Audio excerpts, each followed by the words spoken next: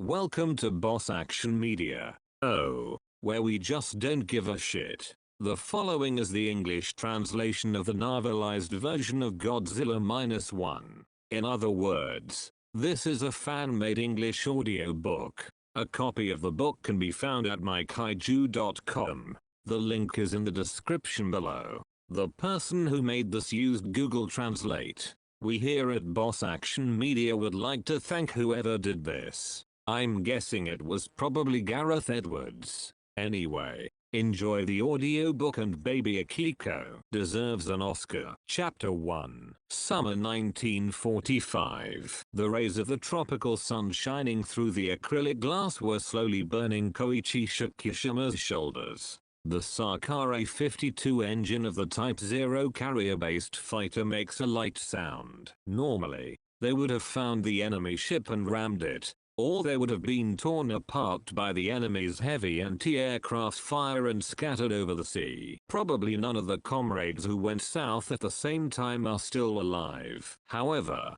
Shikishima made a big U-turn on the way. If he continued straight ahead, he should be able to see Odo Island, where the emergency landing base was located. I didn't know if it was possible to get away with it. However, if they complained of an engine malfunction, it would have taken them a day or two to investigate. He can think about his next move during that time. This war should end soon. As long as he survives until then, he can fulfill his promise to his mother. There were supposed to be only maintenance soldiers on Odo Island. There was a slight hope that he might have a gentler temper than the officer. Soon, Odo Island began to appear from behind the horizon. For a while, the shadow of the island did not change much, but once it started to get a little bigger, it was only a matter of time before he could see the runway. It wasn't obvious from a distance, but the island's airstrip was littered with holes from bombs,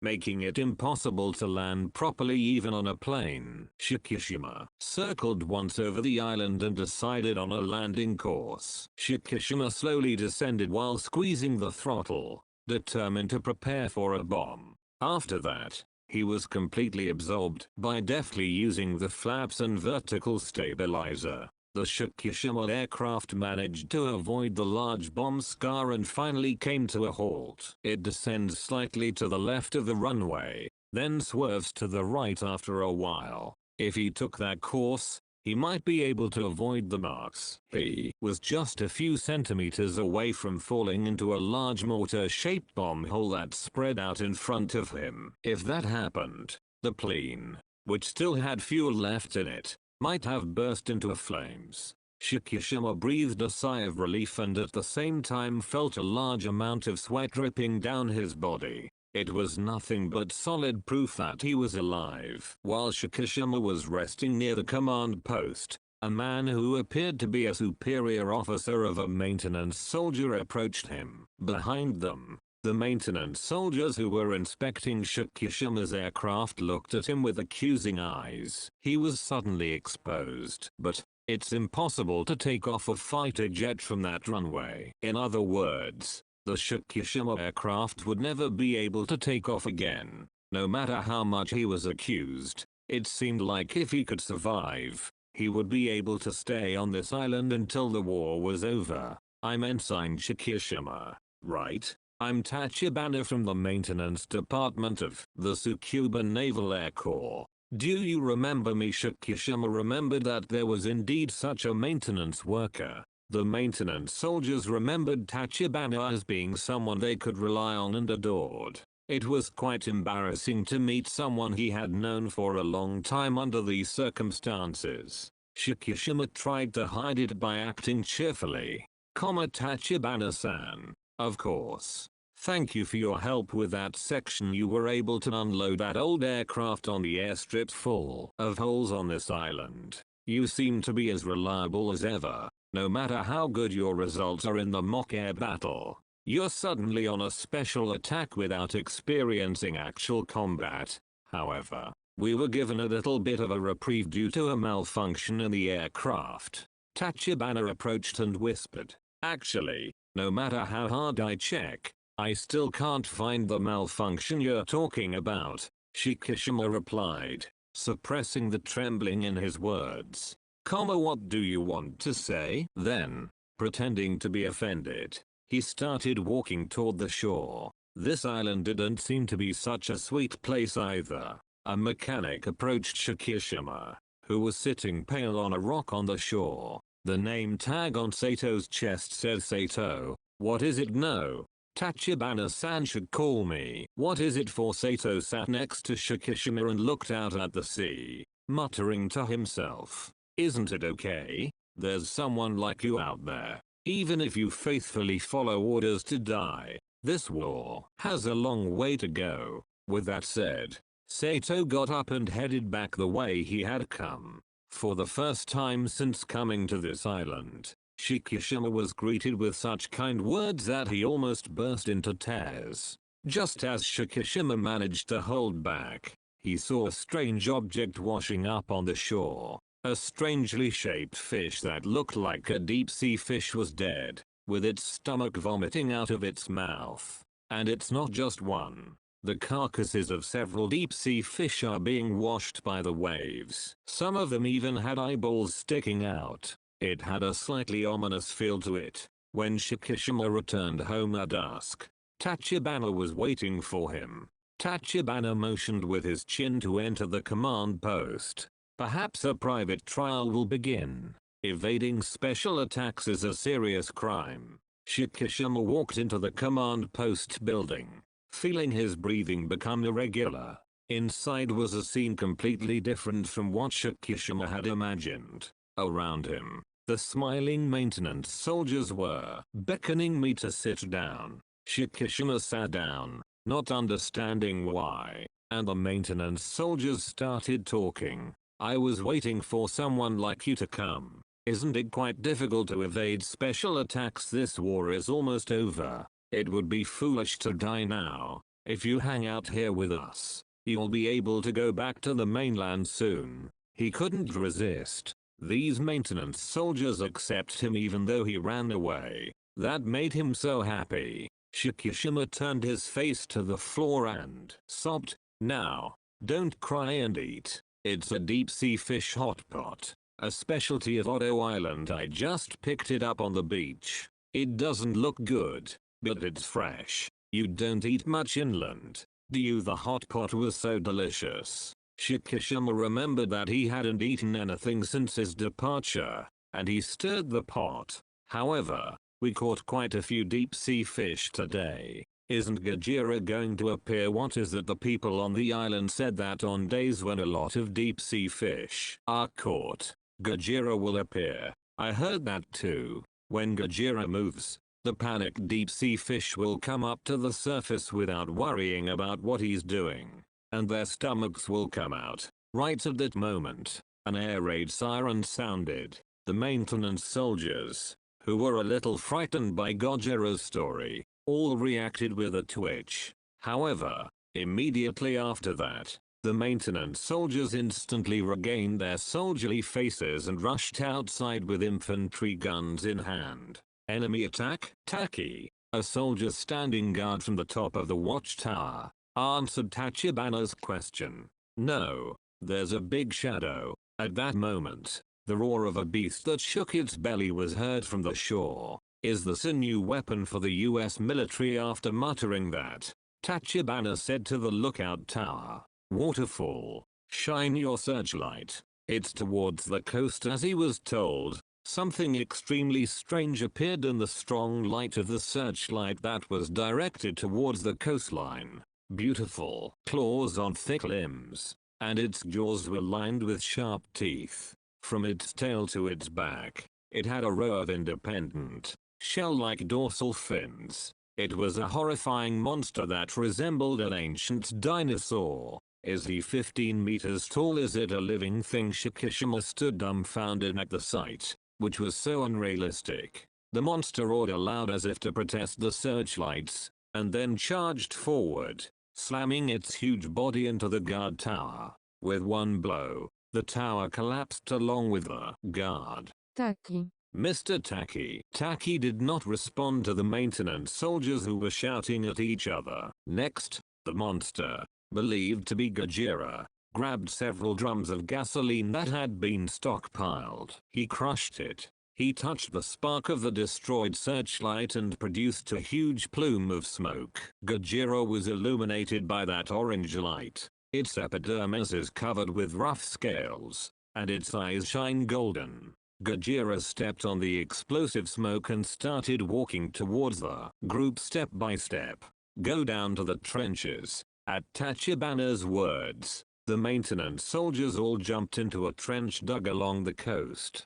From the ground, Gojira seemed to be wandering around looking for humans. However, his eyes were blinded by the gasoline flames, and he didn't seem to be able to see us yet. Tachibana said as he alternately looked at the Shockirus machine stationed in front of the command post while looking at Gojira. Shockirus, can you go up to the zero and shoot her? 20mm. You're the only one who can shoot that thing. The only one here is a mechanic. But hurry, before he gets in the line of fire. Wouldn't it be bad if I were to get injured? There is no living thing that can survive after being eaten by 20mm. Come on, hurry up. Shockirus was pushed out of the trench. Reluctantly, Shockirus quietly ran toward the Zero fighter's cockpit. He thought it was insane to fire a 20mm gun at that monster. Instead, the chances of survival would be much higher if the monster got tired of the destruction and waited for it to return to the sea.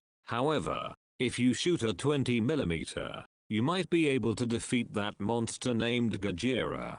Perhaps that could be the meaning that Shockirus escaped from the special attack. Shockirus settled into the cockpit, making as little noise as possible, and gripped the firing lever. At that moment, Gojira heard that faint sound and stuck his head right in front of the Zero fighter.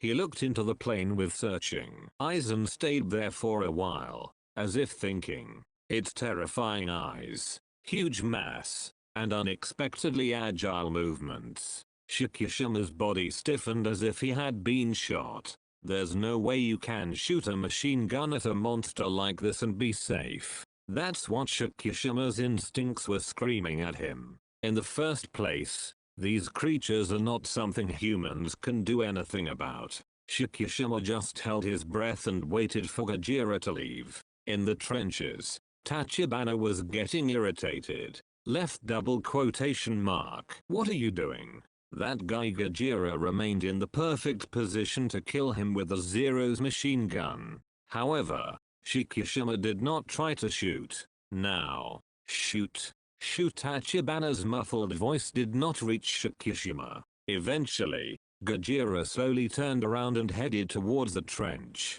The young soldiers hiding in the trenches were breathing louder and louder in fear. Tachibana himself was slowly being cornered by that gigantic unknown being. Now was the time to escape into the forest on the mountainside. But he ends up being chased and hunted by that beast. Some of these people will not survive. If this continues, Gojira may eventually return to the sea. Those thoughts were drowned out by a sudden gunshot. Unable to bear the fear, the young soldier instinctively fired his Type 99 short rifle. As a result, short rifles were fired one after another. Don't shoot, idiot. Without even hearing Tachibana's attempts to stop them, short rifles were fired one after another.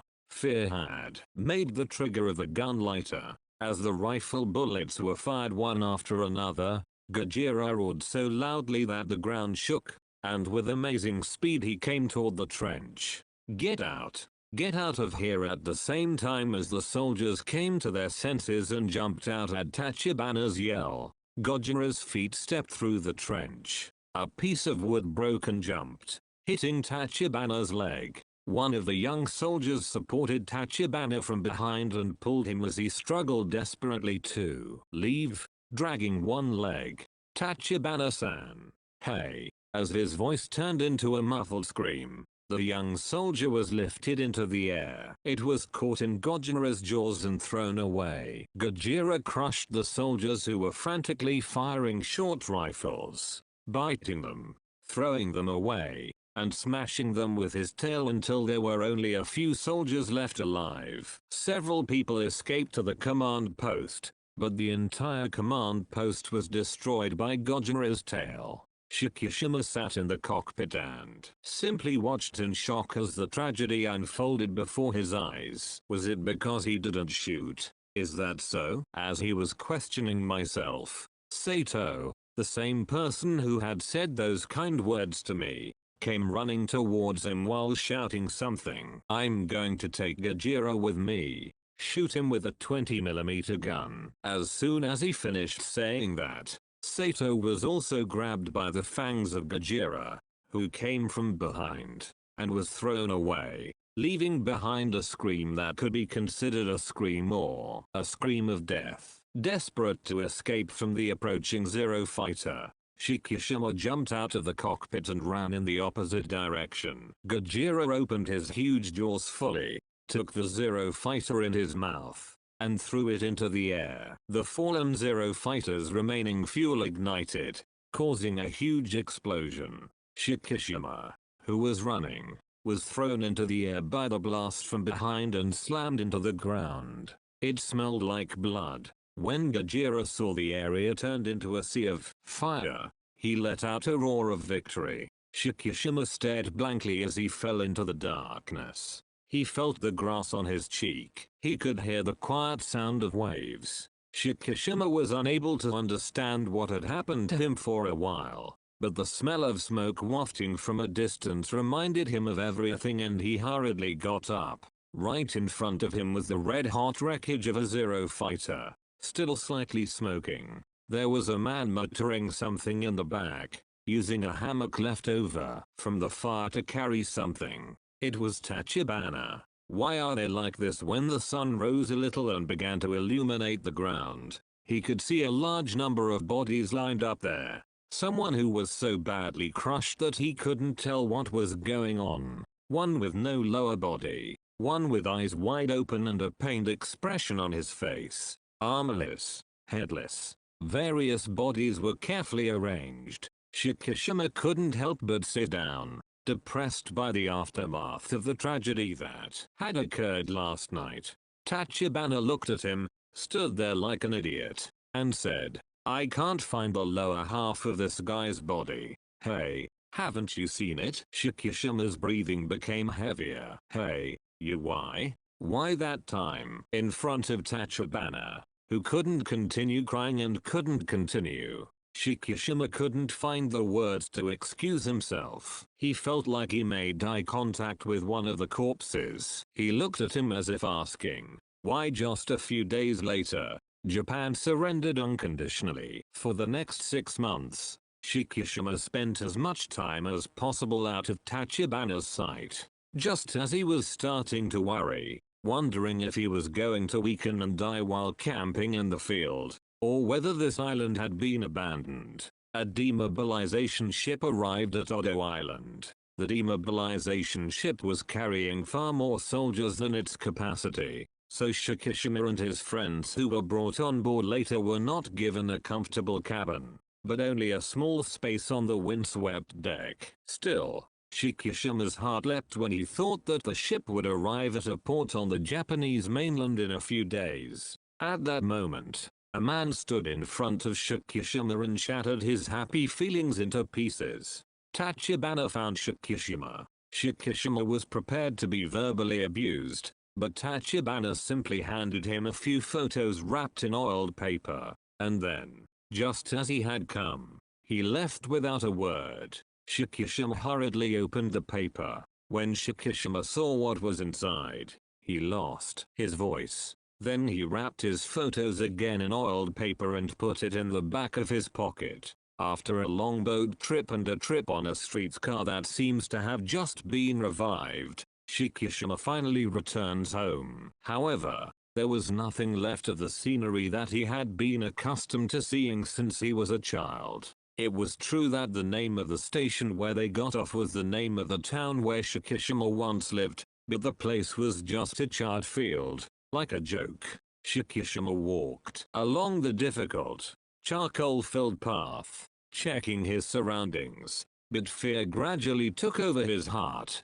and he finally started running. The place they arrived at was supposed to be Shockirus's birthplace. The iron door attached to the gate post, warped as if it had been burned in high heat, told him that it was indeed that beautiful house. However, inside the fenced-in area, only a pile of rubble, mostly turned into charcoal, was left unattended. The faint outline of the foundation told him that there was once a large mansion there. As Shockirus stood there dumbfounded, he suddenly heard a voice from behind him.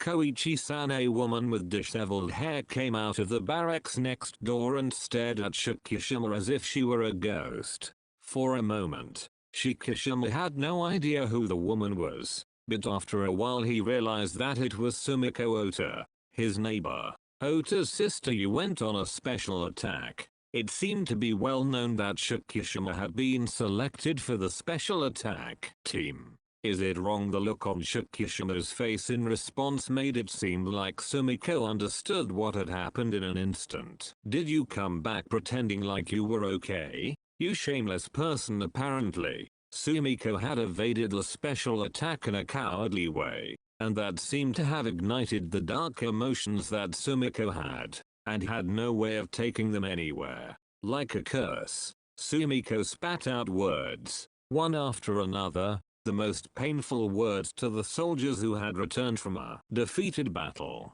You soldiers are stupid like this. If only you had been strong enough, my children would have survived. The air raid that seemed to have hit our children around here took away every single one of Sumiko's mischievous children. Sumiko was glaring at Shockirus with frightening eyes, and Shockirus asked the question she didn't want to hear in a trembling voice. Do you know what happened to my parents? A cruel smile appeared in Sumiko's eyes. Everyone died. This area was surrounded by fire. Your family will have the same fate as my children. Shockirus sat down with his back against the gate post, completely overwhelmed by the expected answer. In the hustle and bustle of evening, when he had regained some semblance of a human life, Shockirus pulled out a letter from his mother. Please be sure to come back alive. He has justified his cowardly behavior by adhering to the sentence written there. But now, Shockirus grumbled in frustration as he felt like the fundamentals had collapsed. I told you to come back alive. Of course, no one will respond to that. As the world slowly turned gray, Shockirus was unable to stand up. Shockirus's current residence was built in the corner of the grounds where his birthplace had been. It was made from scrap materials he had managed to find, and was so crude that it could hardly be called a shack. As Shockirus lay there, he realized that he was starving. Before he knew it, he hadn't eaten anything for about 3 days. He thought it might be a good idea to rot away in here, but hunger forced Shockirus to live. Do you want to live? About a kilometer walk away, there was a black market with just about everything. Despite its appearance, it was delicious enough to sink in. How much the body craved food. Shockirus looked at his body, which tried to live independently of one's will, objectively, as if looking at something mysterious. At that moment, a voice in the distant crowd said, "This is mud. It's a common rand that goes up many times a day on the black market." However, the roar gradually pushed towards the corner of the black market where Shockirus was. A young woman carrying a large load is being chased by several strong men as she pushes her way through the crowd. Shockirus reflexively tried to pass in front of the woman. It wasn't like he had anything in particular in mind. He may have had an instinctive desire to help others. The woman looked at Shockirus with wide eyes and, as expected, said that she was going to shove her baggage onto Shockirus. Please. The woman then slipped through Shockirus's hands and ran away. Once the pursuers chased after it, the black market resumed its hustle and bustle as if nothing had happened. The woman's luggage remained in Shockirus's hands. When he opened it, which looked like a mass of rags, there was a baby sitting inside it with a dazed look on its face. Shockirus was confused. and her pursuers returned with regretful faces and no results. She's a very quick-witted woman. This is the second time this month that I've been hit by that gal. Shockirus tries to give the baby that the woman had given him to a man who seems to be the leader of the pursuers. What is it? No. That's why even if something like this is forced on me, who knows? While telling them to get out, the pursuers headed back the way they had come. The sun was beginning to set. As the light turned golden, Shockirus held the baby in his hands, feeling lost. Shockirus has no reason to protect the baby. With that said to himself, Shockirus placed the baby in the wooden box he was sitting in and started walking towards his barracks. Just as he was about to leave, Shockirus suddenly looked back. A baby is innocently flapping its hands towards me. Forgive me. Unable to just leave, Shockirus reluctantly returned, picked up the baby, and started walking down the road to the barracks. What should we do with this? After passing through the black market and entering a side street, I was suddenly called out to brother. It was the woman who had thrust the baby into him. Are you finally back? It's your brother's fault. There's no way he'll be able to pick you up if he stays in a place like that. Have you been watching me the whole time? I was nervous about when it would move. Hey. The woman then showed the baby her ice balls, which seemed to be her spoils of war. I'm hungry. Shockirus was relieved to be able to return the baby and started walking away. Hey, why didn't you leave the baby alone? The woman was depressed when Shockirus ignored her. Hey, there's no way you could leave it there like that. The woman seemed to really like that answer, and she happily walked around Shockirus. Hee, I couldn't leave her behind. The woman said in a good mood, as if she had unearthed some kind of treasure. You're such a good-natured brother, aren't you? As Shockirus ignored her and walked away, the woman followed him with a smile on her face. He didn't notice it when she saw her on the black market, but when he looked closely, he realized that she didn't look like she was having a baby. She was still a young girl who looked like she was going to an all-girls school. Please don't follow me. If I leave this child alone in a place like this, both I and this child will die. In front of the entrance to the Shockirus barracks, there is something that looks like a stove for making simple boils. Even though Shockirus yelled at her in a loud voice, the girl didn't care at all and just followed him. In this world of black markets and burnt ruins, her daughter seemed to be better at one or two pieces than Shockirus. Shockirus realized that if he became strangely attached to her, he would be in trouble later, so he raised his voice. Do you know that? She tried making it with the heart but never used it, so her daughter used a pot borrowed from Shockirus to break up her rice balls and make a hot soup. Once you finish eating that, you'll leave. His daughter ignored the words and spoke to her baby. That's scary. This guy is a criminal. Shockirus, who was a little annoyed at being called a criminal, asked his daughter some frank questions. What happened to your husband? Did he get taken by the soldiers? Me? Looks like I have a husband. She certainly doesn't look that old. So what on earth? Oh, then what about that kid? The girl turned away, as if she had just been asked something really boring. It doesn't matter, right? It's not good. There was silence for a while. She murmured, wondering if her daughter couldn't stand the atmosphere anymore.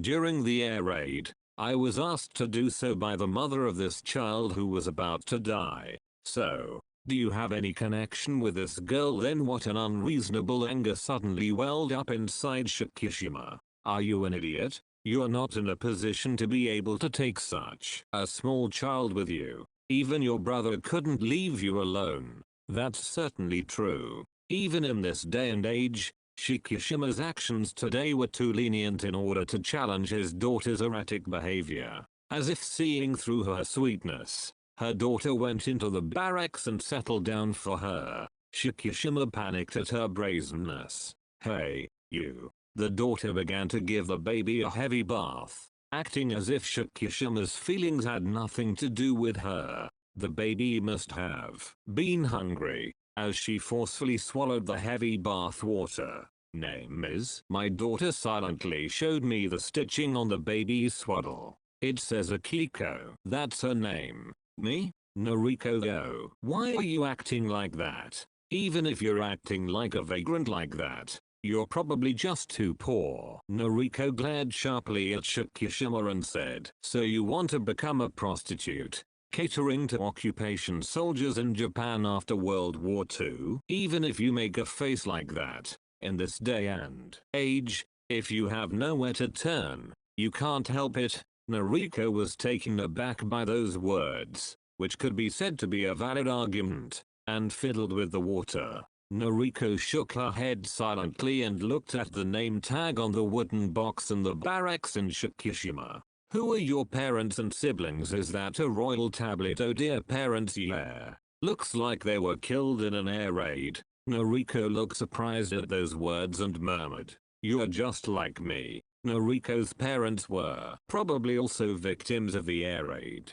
While thinking this, Shikishima looked at the photo wrapped in oiled paper placed next to the memorial tablet. It was placed next to the memorial tablet, and as usual, it said something like this, as if forcing Shikishima to regret something deeply. When Shikishima could no longer bear to look at the photo, he turned his attention back to Noriko and the baby, only to find them curled up in a corner of the barracks, asleep. Oh, already Shikishima stood up to wake Noriko up, but he stopped moving when he saw the childlike, secure sleeping face of Noriko. He had no choice but to cover her with the only blanket he had. A few days have passed. Noriko is still in the barracks in Shikishima. He doesn't seem to be leaving. On the contrary, they looked proud as they found materials for the barracks, and prepared meals using ingredients they had procured from elsewhere.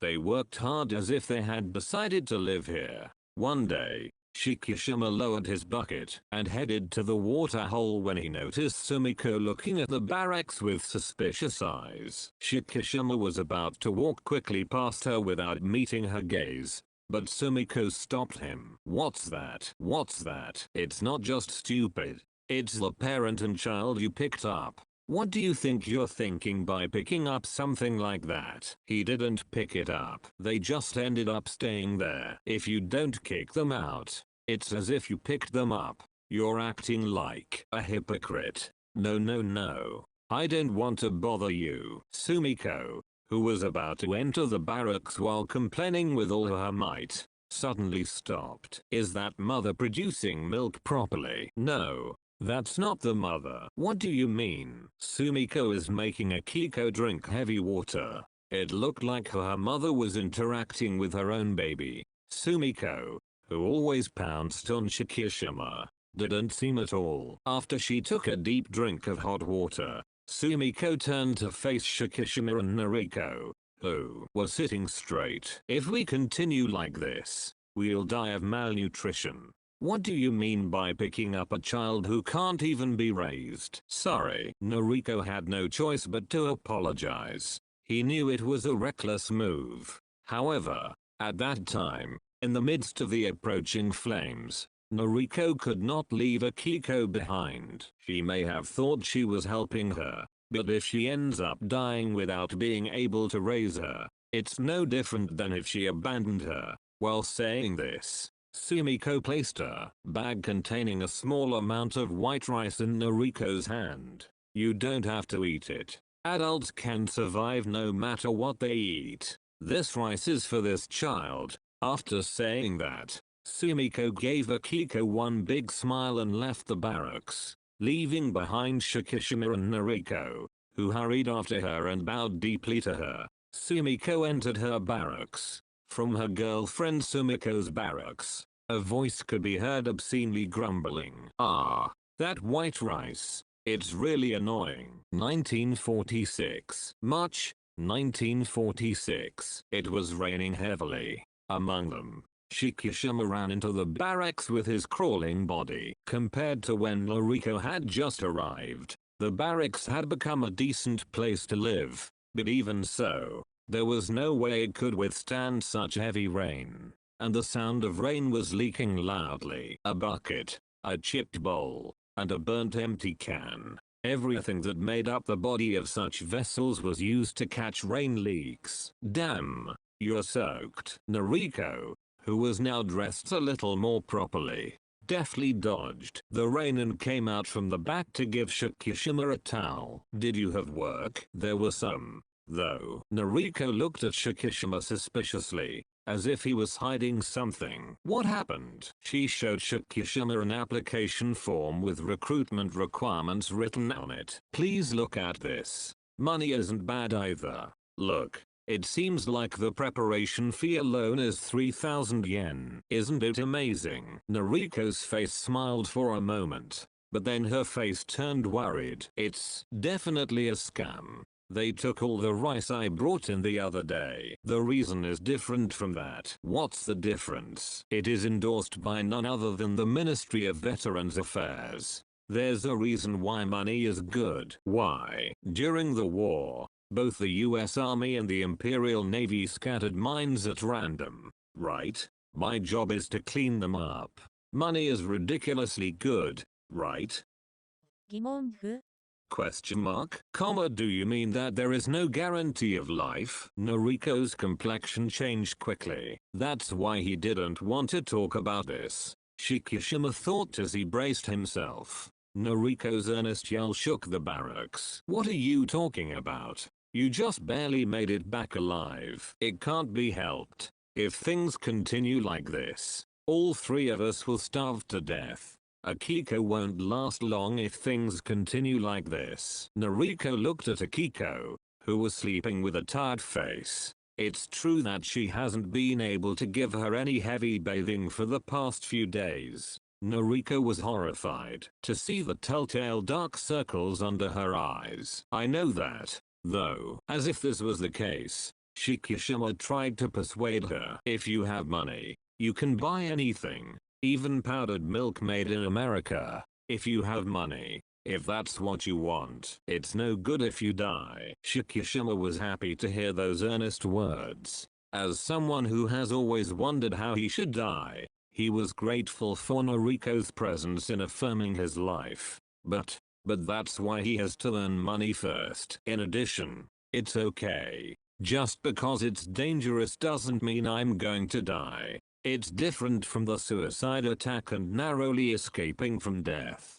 Also, I hear there's a specially made ship that won't explode even if it comes in contact with a magnetic type. That wasn't a lie. At today's briefing, it was reported that the ship that Shockirus will be deployed to has a structure that is resistant to magnetic mines. Is this specially made? Part of the fishing port was used as a base for minesweepers. At the pier, Shockirus was standing in front of the special minesweeper Shinsei Maru that he had been deployed to. The boat, which we had been told was special, was clearly a dilapidated wooden boat that had been converted from a fishing boat. From there, a man appeared who seemed to have always made the sea his home. Is that you? What about the next gunman? This is Shockirus. On the ship I was on a fighter plane. So, hearing those words, the man who appeared to be the boat captain was clearly disappointed and asked a scholar-looking man wearing glasses who had joined him from behind. What is this guy using? A boy-like man who came out with the man wearing glasses asked Shockirus, his eyes sparkling. Are you a former pilot? The man who appears to be the boat captain scolds the boy with a disgusted look on his face. It's just the end of a military boy's life. It's not going to happen. The man wearing glasses saw Shockirus' disappointed face and spoke quickly, as if to make an excuse. Are you disappointed? A ship like this? The US military and the Imperial Navy have scattered approximately 60,000 mines along the coast of Japan. There are various types of mines, but the most troublesome are the US military's magnetic mines. It's a mine. It reacts and explodes when a metal ship passes by. From that story, Shockirus was convinced that this ship was a wooden ship. Oh, that's it. You talk fast. Our main responsibility is mooring mines, and this wooden ship is the perfect solution for magnetic countermeasures. A man wearing glasses asked for a handshake with a friendly expression. I am Noda. During the war, I was involved in the development of weapons as a technical officer. This is Captain Akitsu and Mizushima-kun. This guy is a kid. He can be a scholar. What do you mean by that name, Mr. Cho? Noda called Captain Akitsu Cho-san. I'm old enough to be a kid. Don't worry. You're still only half a man. So being a kid is enough for you. Mizushima sulked and turned away. Yes. I'm not going to war anyway. Shikishima felt a little repulsed by that statement. Sensing the atmosphere, Captain Akitsu began to explain minesweeping. This is the special minesweeper Shinsei Maru. It's paired with the Keishin Maru next door. A mine is something that rises from the ocean floor like a balloon, and the part that supports it is called a mooring line. Then you cut it with a cutter in the middle of the cables that were passed between each other. Then the mines will float up. The sequence of minesweeping is to eliminate them with machine gun fire. When he actually went out to sea, he found that it was quite a process that required a lot of patience. In search of moored mines, whose locations are unknown, the two ships travel back and forth to various locations over and over again with a wire stretched between them. If the wire cutter got caught in a mine's graticule,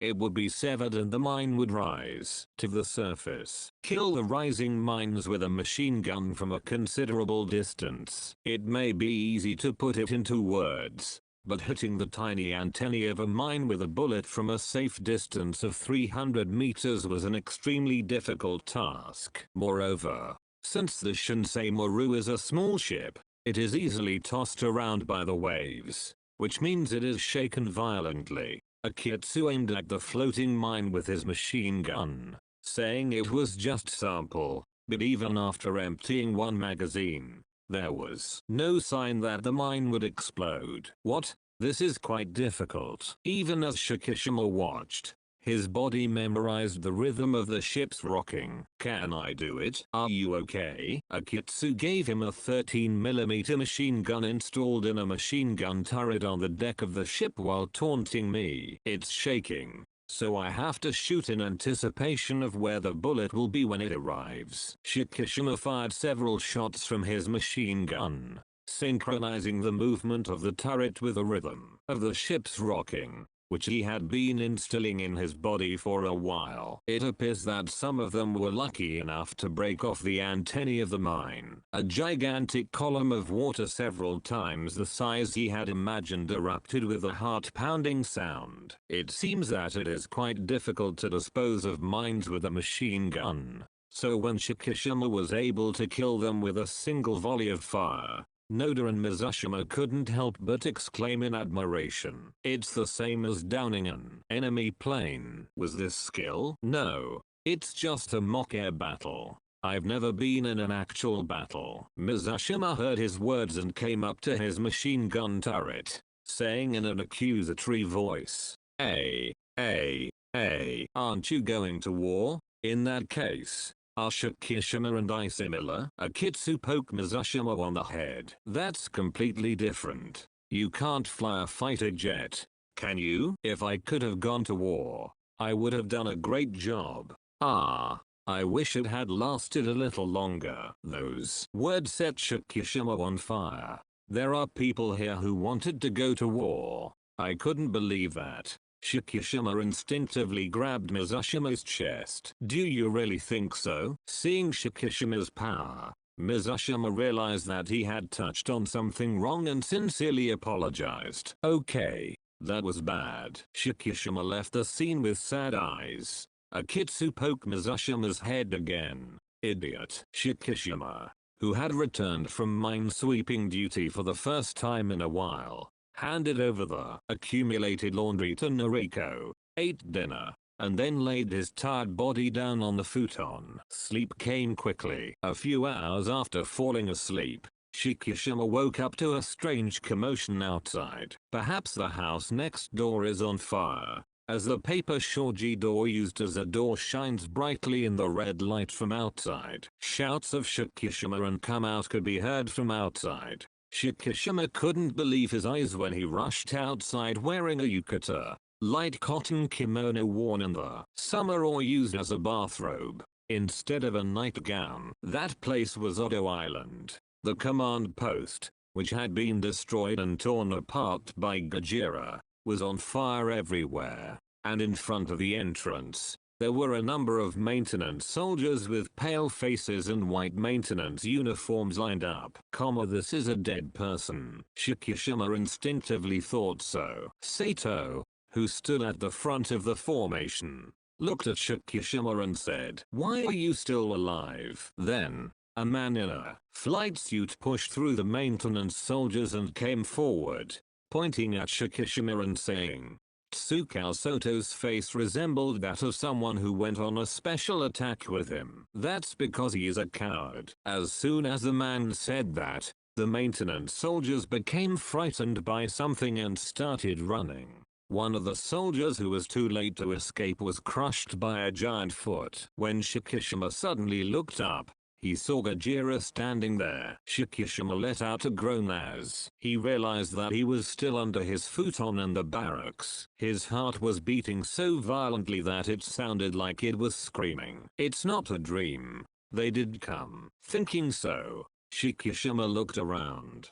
It seemed like the barracks were filled with strong presences of Odo Island's maintenance soldiers and fellow special attack troops. They haven't returned, and he continues to eagerly wait for Shockirus to return to the dream world where he can easily connect with him. When he thought about it, the sense of reality in this barracks suddenly faded away. Noriko was looking at him worriedly from behind the curtain-like cloth that partitioned the hut. "Are you okay?" Noriko poured water into a bowl from a water bottle outside, and Shockirus drank it all in one breath. His heartbeat finally calmed down. "Another bad dream?" "Dream. I see. It's a dream, right?" As soon as he said that to himself, it seemed like a completely unrealistic statement. The words empty dream crossed my mind. Could it be that the world he just saw was real, and that he was living in a real dream,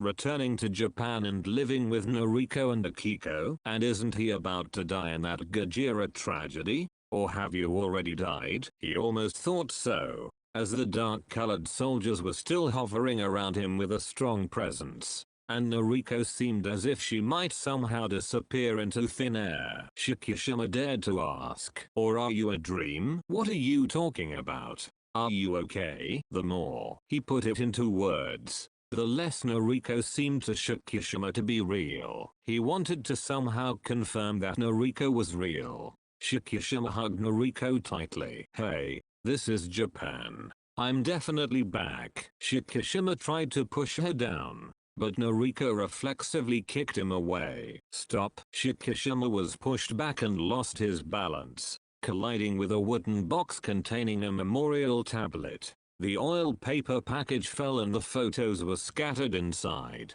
The maintenance soldiers and their families in the photo all turned their eyes towards Shockirus. Everyone was silent, but Shockirus knew immediately what they wanted to say. "Why are you still alive?" I know. Shockirus curled up and hugged his knees, sobbing like a child. 1946. Summer 1946. A group of aging ships are anchored on a beautiful atoll in the South Pacific. Among them was the battleship Nagato, which also served as the flagship of the former Imperial Navy. These dozens of old ships seemed to be waiting for their right moment while floating with their bows pointing in various directions. A flock of seabirds, sensing a sign of unrest, fled en masse to get away from the area. Half turned. The sky was clear and blue, and the sea was rippling gently. "The time has come." The sun suddenly appeared in the sea. The shock wave created by this instantly transformed the surrounding water vapor into fine ice particles. In an instant,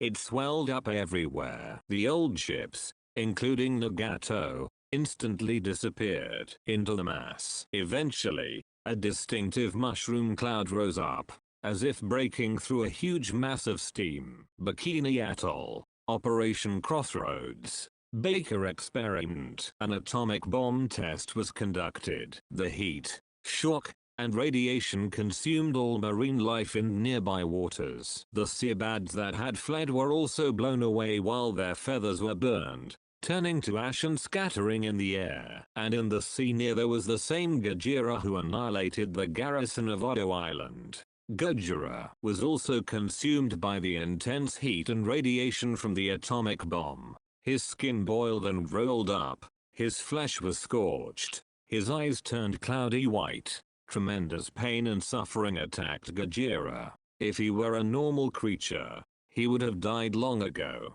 However, Gojira was able to overcome this with his unique regenerative ability.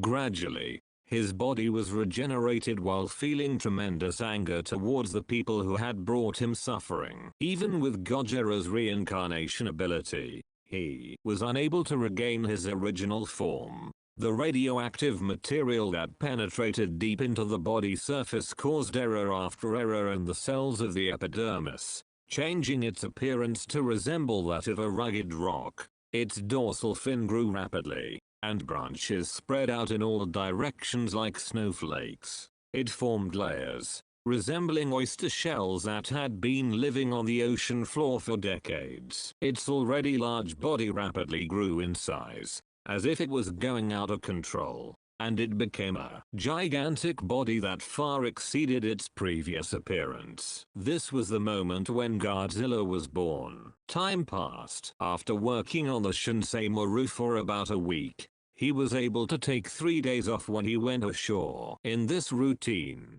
Shikishima was living with Noriko and Akiko. When he came back, he gave Noriko a laundry bag for 4 people. Noriko took over all the laundry duties for Shinsimaru's 4 people at once. Noriko's neatly ironed laundry was well received by Shinsimaru's friends. On his off-duty days, Shikishima spends his time dealing with Akiko and fixing the barracks. In the meantime, he had accumulated quite a bit of money. First, Shikishima bought a used motorcycle. He wanted to drive some kind of vehicle. It felt so good to ride around town with Noriko on the back of my bike. The sight of the city being rapidly rebuilt, even with its cheaply constructed buildings, seemed to be ushering in a new era, and Shikishima was dazzled by it. Shikishima decided to spruce up his barracks a little. He asked a real carpenter to rebuild part of the barracks into a real building. The new house was built with plain wood that was hard to come by during the reconstruction rush,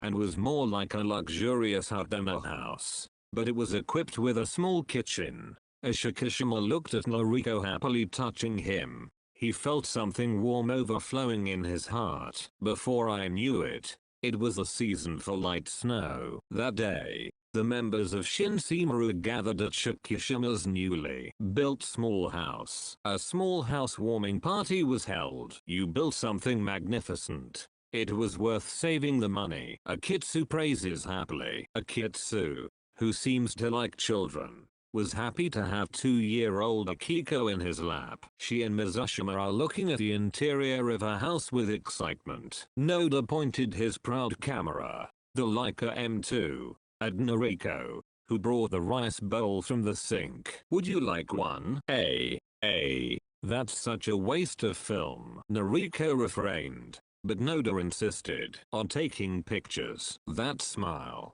Just keep it that way. The shutter was pressed, and Noriko's moment was printed on silver halide film. Seeing this, Akitsu teased him. Hey scholar, don't fall in love with Nori-chan. What are you talking about?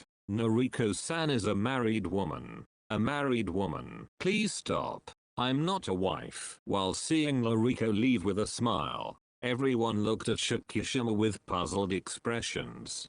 Isn't that your wife? Akitsu couldn't help but ask Shikishima. What does it mean? I just stayed there on my own. I just left it here because I had nowhere to go. Then what about this child? She's my stepchild. However, we're not related by blood. and she seems to be an orphan who was left in the care of her during an air raid. Noda looked at Shockirus seriously. Wow. Isn't it a beautiful story in this day and age? I just don't think about what's next. Shockirus's dismissive words made Akiko feel uneasy, even though she didn't understand the content of the conversation. Tao-chan. Shockirus looked confused for a moment at that call, and immediately he spoke out cruelly. Akiko, I told you, I'm not your father. Akiko was confused by those words, and large tears welled up in her eyes. Mizushima panicked. Shockirus,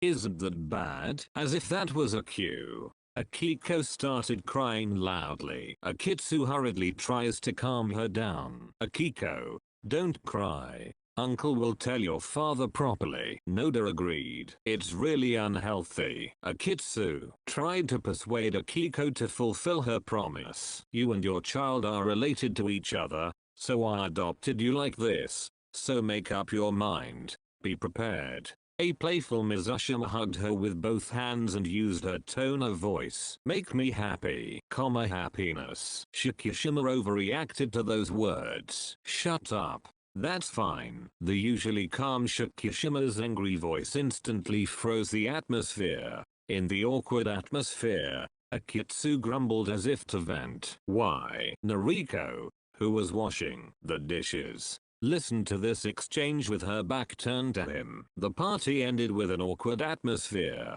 After everyone left, Shockirus dragged himself a little drunk and went to look at the photo wrapped in oiled paper again. From those photographs, it was as if he could hear the words of a curse. From behind Shockirus, Noriko said in a cheerful voice, everyone is laughing. Hiroshi-san and I aren't like that. On the contrary, the brightness of her words conveyed Noriko's feelings in an easy-to-understand manner, and Shockirus was unable to turn his attention to her. 1947. March, 1947. After the minnesweeping work has finished, Shockirus returns to Noriko and the others on his motorcycle for the first time in a while. When Shockirus enters the house carrying a laundry bag, he finds an unexpected-looking Noriko there. Noriko was waiting for him with a smile on her face, wearing a uniform with high collar lines. Welcome back.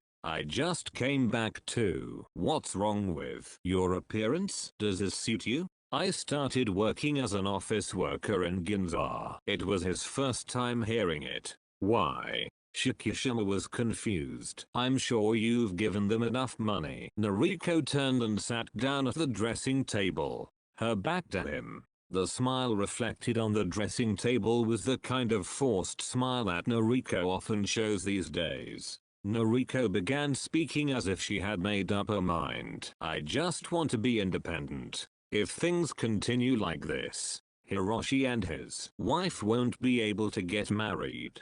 Did you know that Ginza is rapidly recovering? His eyes look watery without a care in the world. Although her expression was smiling, it seemed to Shockirus that she was either angry or crying. Shockirus realized that he was panicking. It is true that he has been interacting with Noriko in a half-hearted situation for a long time.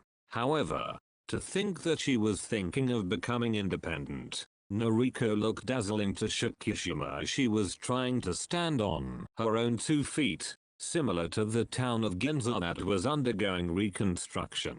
Noriko was about to depart from his arms, and he felt very lonely. Shockirus asked, hoping that she wouldn't realize that it's sudden. I've been thinking about it. I've been thinking about it for a long time. Forever. Noriko always had a smile on her face, was diligently doing household chores, and was raising Akiko, whom she has no connection to, with all her love, and was living a seemingly happy life. But deep down, she was always looking for a way to spread her wings. She was doing it. Shockirus felt a slight betrayal at this, but when he thought about it, he realized that he was the one who did it. At least he don't have the right to blame her for that. When Shockirus realized this, he was extremely upset. Shockirus didn't even realize that Noriko had become such a part of his life. The moment he realized that he might lose it, he realized how important she was. Shockirus once again confirmed that Noriko had become that kind of person. At that time, Shockirus thought of a way that might reverse this situation. What about Akiko? What will Akiko do if Noriko-san goes to work? Noriko had the perfect answer for that. Sumiko-san is going to take care of her while I'm at work. Sumiko-san is so excited. She also raised 3 boys. The strategy to get her to change her mind regarding Akiko's case ended in failure. After all, Noriko had been thinking about it for a long time. There's no way out, that would be fine. I'm going to Sumiko-san's place to pick up Akiko. Shockirus, who was looking down, did not notice that tears were about to fall from Noriko's eyes as she left. Around that time, the US Department of Defense began receiving reports of mysterious damage. The destroyer USS Lancaster, belonging to the US Pacific Fleet, was attacked by something and was severely damaged. Details are unknown. Emergency call received from the submarine Redfish, belonging to the Pacific Fleet. We captured a large object moving in the Pacific Ocean. We succeeded in taking a photo, but it made contact and was destroyed. It was left behind on the hull. A large amount of radioactivity was detected from the skin tissue. The photo was of a huge dorsal fin pushing up from the ocean surface, making waves. A ship belonging to the US military is being damaged by an unknown monster. And to make matters worse, radiation appeared to be detected in the parts of the monster's body. The repeated atomic bomb tests at Bikini Atoll seemed to have an effect. Originally, this was a case that had to be dealt with in secret before it became a reality. However, now was the time for the US military to avoid flashy military actions. Moreover, monsters were gradually starting to appear near Japan. The US Department of Defense has decided to only make certain requests to the Japanese government regarding this matter. Commander-in-Chief Douglas MacArthur has informed us that,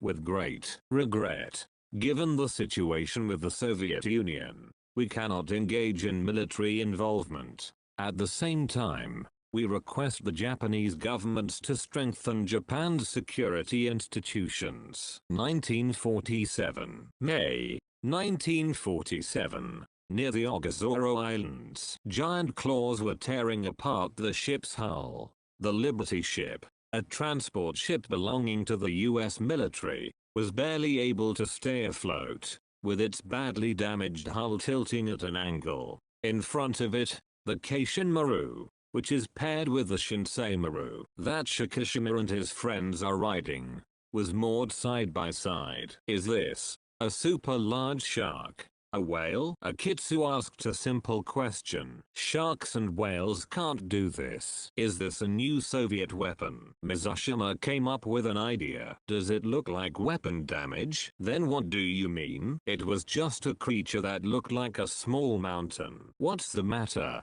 You don't understand anything when you talk about something so arrogant. When Shockirus saw something floating on the surface of the sea nearby, he couldn't help but mutter, "Gojira." Everyone on the ship turned their attention to Shockirus at the unfamiliar name. Look at that. Where Shockirus pointed, there were several dead fish that appeared to be deep-sea fish with their swim bladders protruding from their mouths. The day I crash-landed on Odo Island during the war, some deep-sea fish floated to the surface. That day and night, a monster attacked. The scars also match up. Did you see that? It looked like a dinosaur survivor. The locals called it Gojira. Kamacuras, seeing Noda's serious expression, Akitsu hurriedly said, "You idiot. Is something like that real? A half-asleep enemy tank?" Shockirus interrupted. "You won't believe me, but the Odo Island garrison was completely annihilated by that Gojira. Odo Island's honorable dead.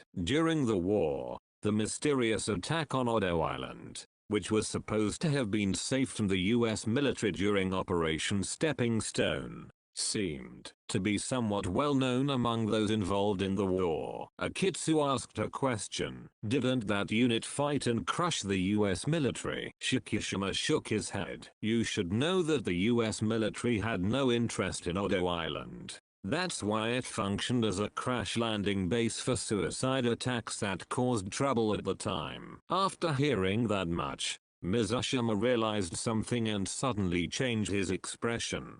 So Shiki-san, are you a former special attack officer? Shikishima nodded gravely, taking responsibility for the words he had unintentionally let out. If this is the same thing as Gojira from back then, it's incredibly big and ferocious. Everyone was keenly aware of the tremor at the end of the sentence, and Shikishima's fear of Gojira was contagious. This is not just a thing. Such an atmosphere dominated Shinseimaru. Wait a minute. Why were we called here in the first place? No way. I'm not asking you to fight something like that. On this ship? No way. Noda answered. With a resigned look on his face, Mizushima became even more impatient with that answer. I'm pretty sure that's impossible. What can the US military do with such a stupid ship against an opponent they can't compete with? Stop. Kaohsiung is on its way from Singapore. Mizushima's expression completely changed when he heard the name of the ship. Heavy cruiser Takano?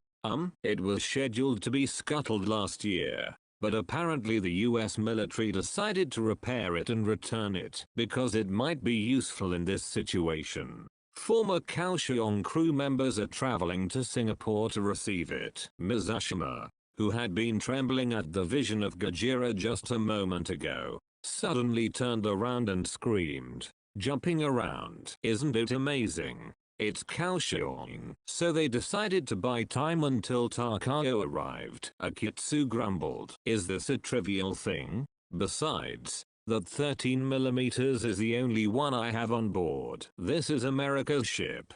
Can't we do something about it ourselves? The United States and the Soviet Union are getting into a bad situation right now. I don't think they can take military action carelessly. I told them to handle these trivial matters themselves. That's why I decided to return the armed Kaohsiung class. I guess it was. In that case, we are told to use the recovered mines. In other words, against a monster that could destroy a huge transport ship with a single blow, the Shinseimaru's only weapons were the installed 123mm machine gun and the mines it would collect from the sea. Haha, that's why they called out to us. Moreover, the important weapon is local procurement, isn't it? Also, there is no need for anyone outside to say anything about this matter. I'm out. My favorite store. This country won't change. Can't it change? The Shinseimaru continued to collect the mines and greeted the morning at sea nearby. Gojira showed no sign of being bothered. In the end,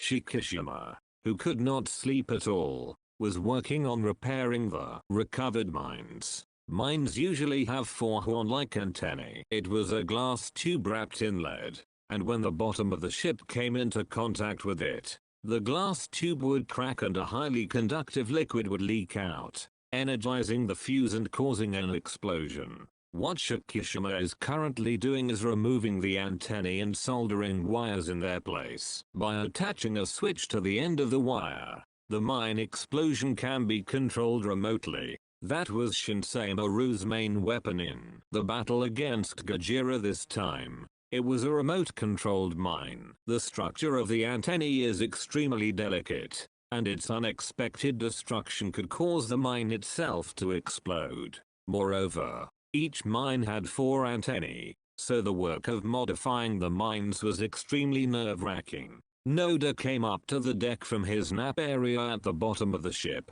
holding a cup of coffee that he was happy to have recently become available. Shikishima accepted the coffee and took a moment to enjoy its aroma. When I smell this scent, I feel that recovery is progressing. Shiki, aren't you sleeping? Let's switch places. No, this was the last modification work.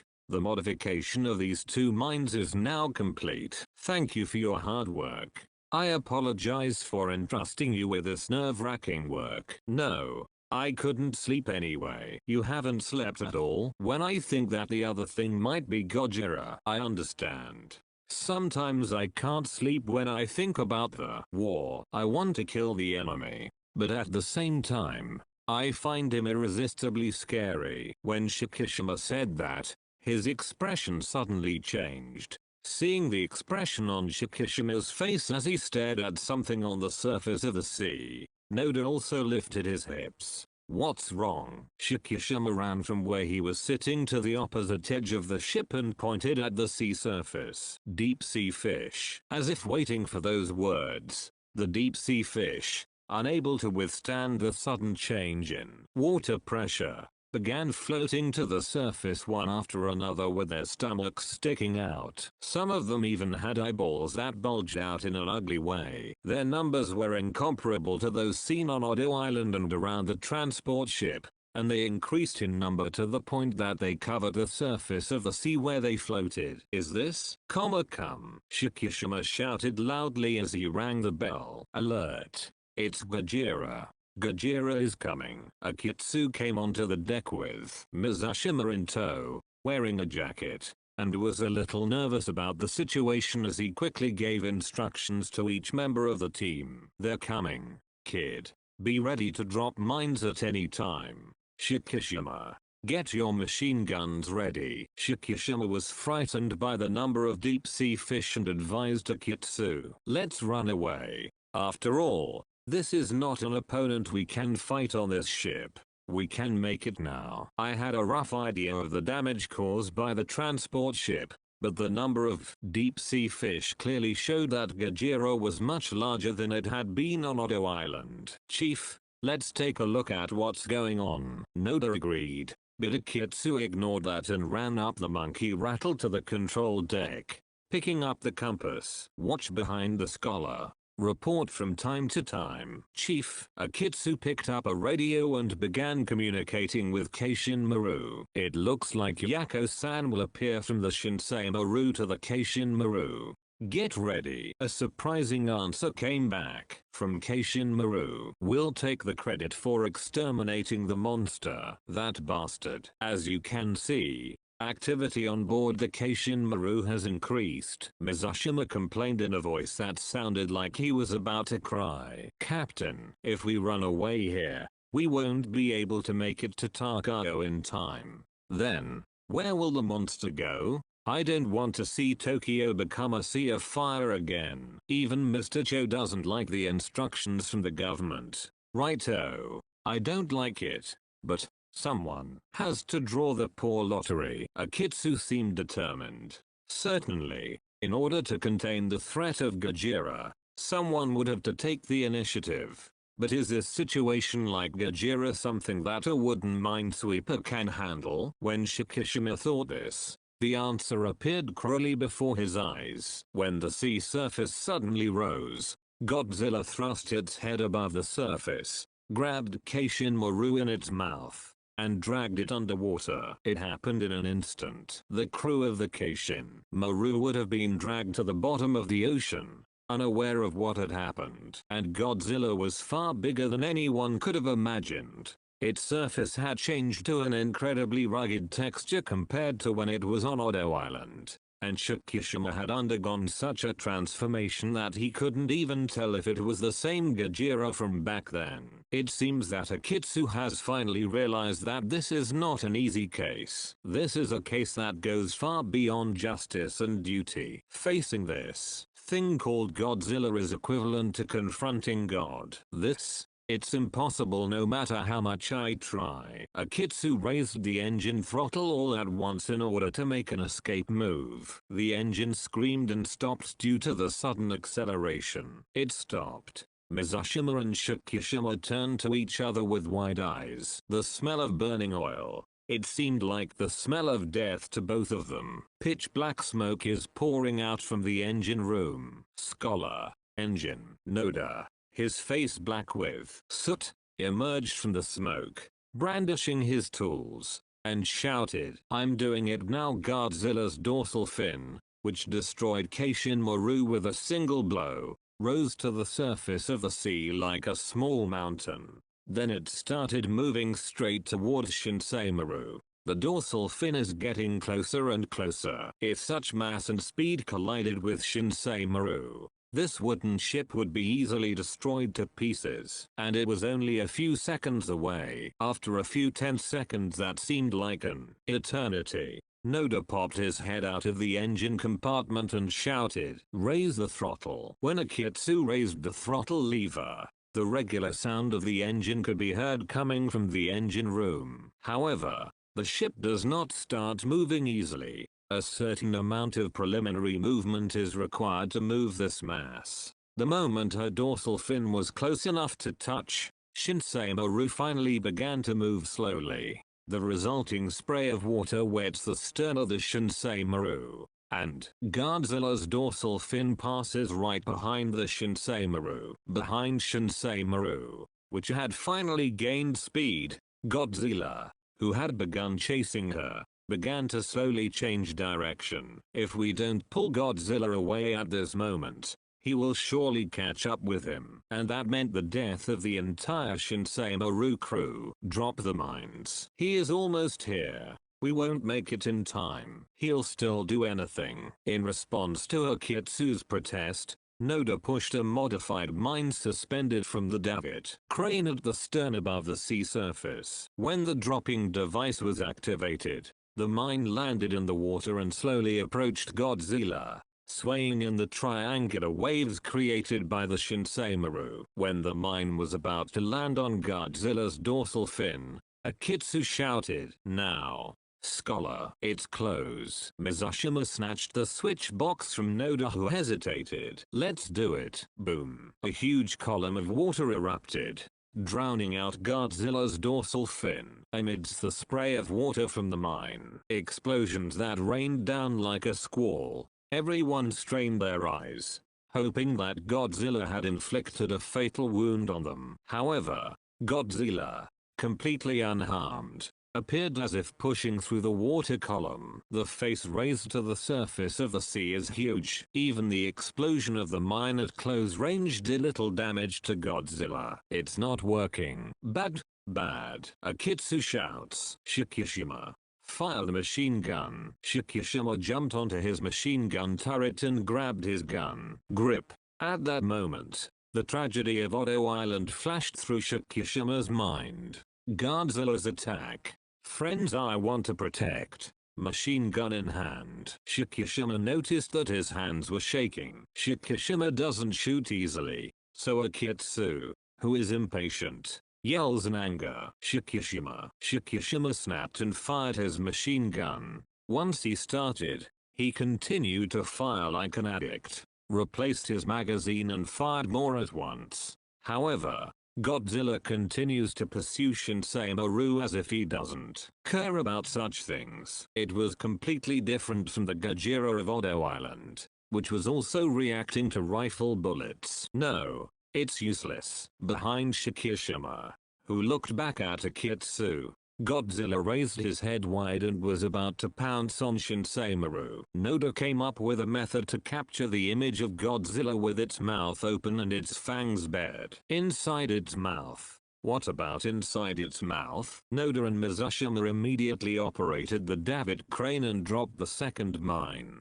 Godzilla's jaws were right in front of him. If this mine were to explode, the damage to Shin-Maru would be considerable. However, if things continue like this, their very survival is in jeopardy. While crawling under the machine gun emplacement and lying face down, Noda twisted the switch connected to the mine. The mine was unresponsive and was bouncing inside Godzilla's mouth. Unexpectedly, Noda and Mizushima pulled the wire connected to the mine, only to find that it had been torn off midway. It seems that it was caused by being rubbed by Godzilla's sharp teeth while being shaken by the waves. The mine was tossed about by the waves, but every time it made a big movement, it was blocked by Godzilla's fangs, and it barely stayed in Godzilla's mouth. But it seemed like it was only a matter of time before he took off. At this rate, the last of the precious mines will flow out of Godzilla's mouth. Since the wires are not connected,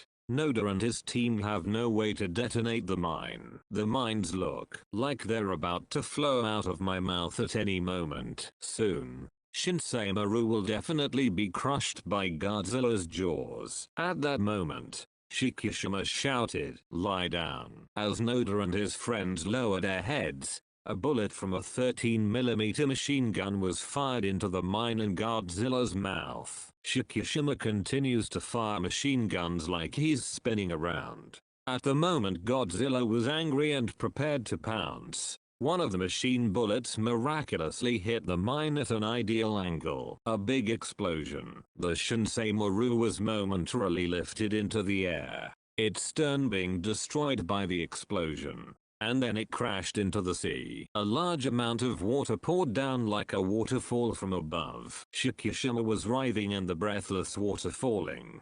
Part of the destroyed stern had hit him in the head, causing a large gash. Mizushima was also hit by shrapnel in his left arm, causing a fracture. Shinsei Maru also completely lost her rear end, and heavy flooding began in that area. Everyone waited for Godzilla to emerge from the plume of water, clinging to the Shinsei Maru as it continued to sink. If Godzilla had not been damaged by the current attack, the members of Shinsei Maru would not be saved. After the water mist had cleared, Godzilla's body, with half of his face blown off, was floating helplessly. Did we do it? Noda answered Akitsu's question. We might have been able to defeat him. However, immediately after that, Godzilla's amazing regeneration ability was activated. The destroyed face was regenerated at a speed that was visible to the naked eye. When his eyes and fangs, which were supposed to have been blown off, were regenerated almost to their original state, Godzilla regained consciousness, lifted his upper body over the sea, and let out a roar. Godzilla cannot be killed, and that meant that Shinsei Maru would be completely destroyed. Godzilla's upper body moved dramatically, and at that moment, when I thought that the giant jaws had taken Shinsei Maru into its mouth, a number of explosions of flame enveloped Godzilla along with the sound of wind. What? When Noda looked beyond the wind noise, he saw an incredible sight. The heavy cruiser Takayo had arrived there. Godzilla let out an angry roar and began swimming, heading for Takayo, where it was preparing for the next bombardment. Takayo's accurate fire hits Godzilla, who is submerged in the water. However, her bullets do not reach Godzilla, who has gone underwater. Godzilla passed through the gaps between Takayo's bombardment,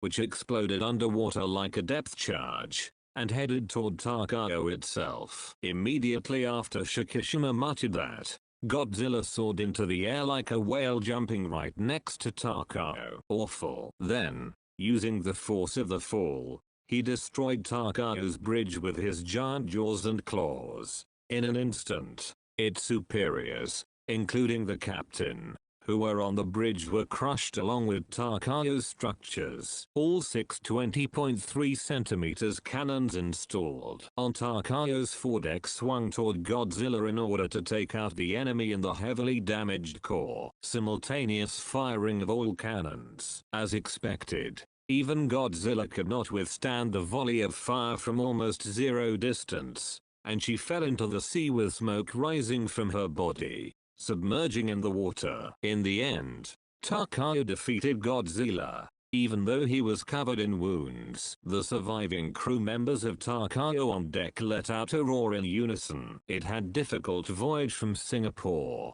and the captains on the bridge were captured instantly. It was the moment when everything like that paid off. Shikishima and his friends, who were watching what could be described as a deadly battle, generously praised Takayo for managing to take down Godzilla. But suddenly, the sea beneath Takayo began to glow blue. One after another, like a string of beads, began to glow. It was a divine scene, as if a dragon of blue light had appeared. Noda watched with some kind of instinctive fear. What? Immediately after, a pillar of light came out of the water and pierced the center of Tarkao. It gradually became thicker, and eventually Tarkao exploded with the light at its center. The explosion was not large enough to ignite the ammunition depot. The iron that made up Tarkao was suddenly turned into a gas by the extremely high temperatures of the heat rays, and it was an unusual explosion,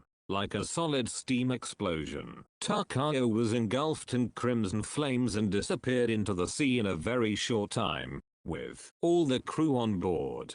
All that remained was the lingering smoke of the Tarkao explosion floating on the sea surface. Godzilla slowly appeared there. His body was sore and red all over. What was that string of blue lights? And why did Tarkao disappear from this world in an instant? And what happened to Godzilla and caused him so much damage? Perhaps due to the damage caused, Godzilla turned around and swam away, leaving a huge column of water behind. The Shinsei Maru, which was reduced to almost a wreckage, was barely afloat with Shockirus and the others clinging to it. Shockirus lost consciousness. When Shockirus woke up, he was in the hospital room. Seeing that he had regained consciousness, Akitsu, Noda, and Mizushima, who had a splint on his left hand, all looked into the room. Akitsu said with a sigh of relief, "Did you finally wake up? Here? It's a hospital in Yokosuka."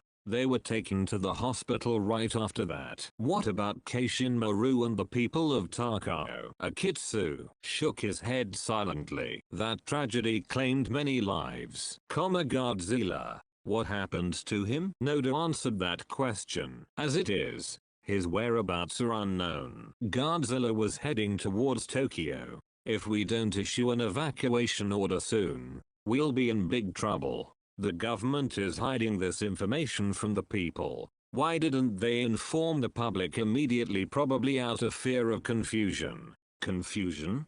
This is not a time to be talking about things like that. We need to start evacuation now. I guess no one wants to take responsibility for the expected havoc. Akitsu told him to spit it out. Information control is this country's specialty. Nariko, whose appearance had changed, rushed into the hospital room with Akiko.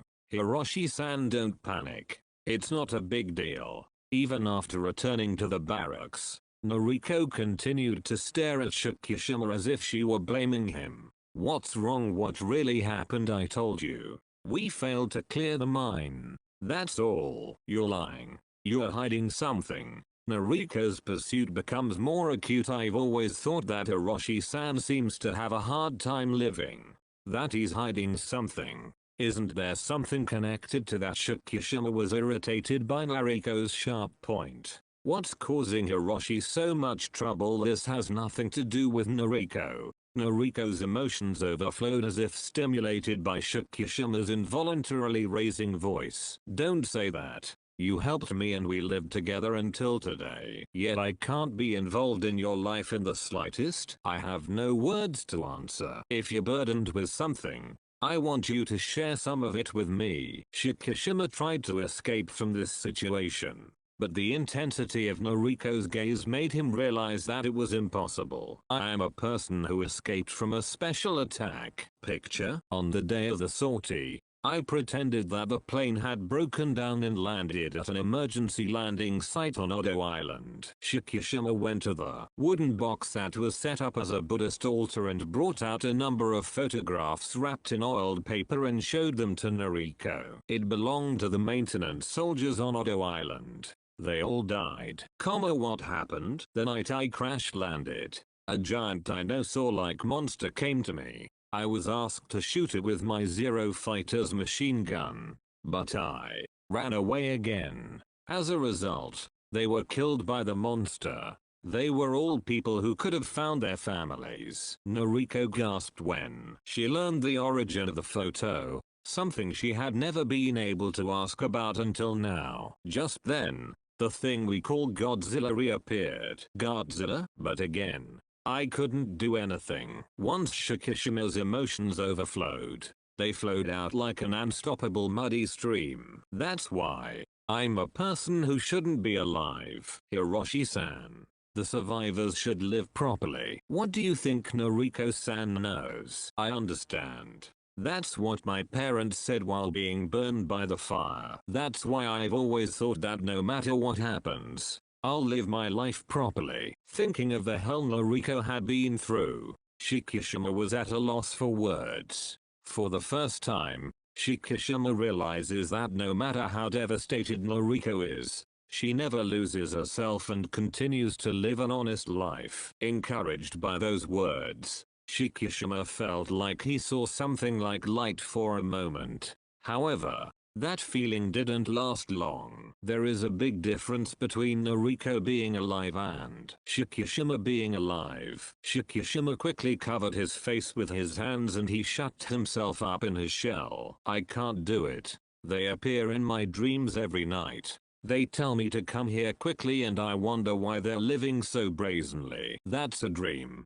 An illusion created by Hiroshi. Shikishima shook his head violently. It's not an illusion.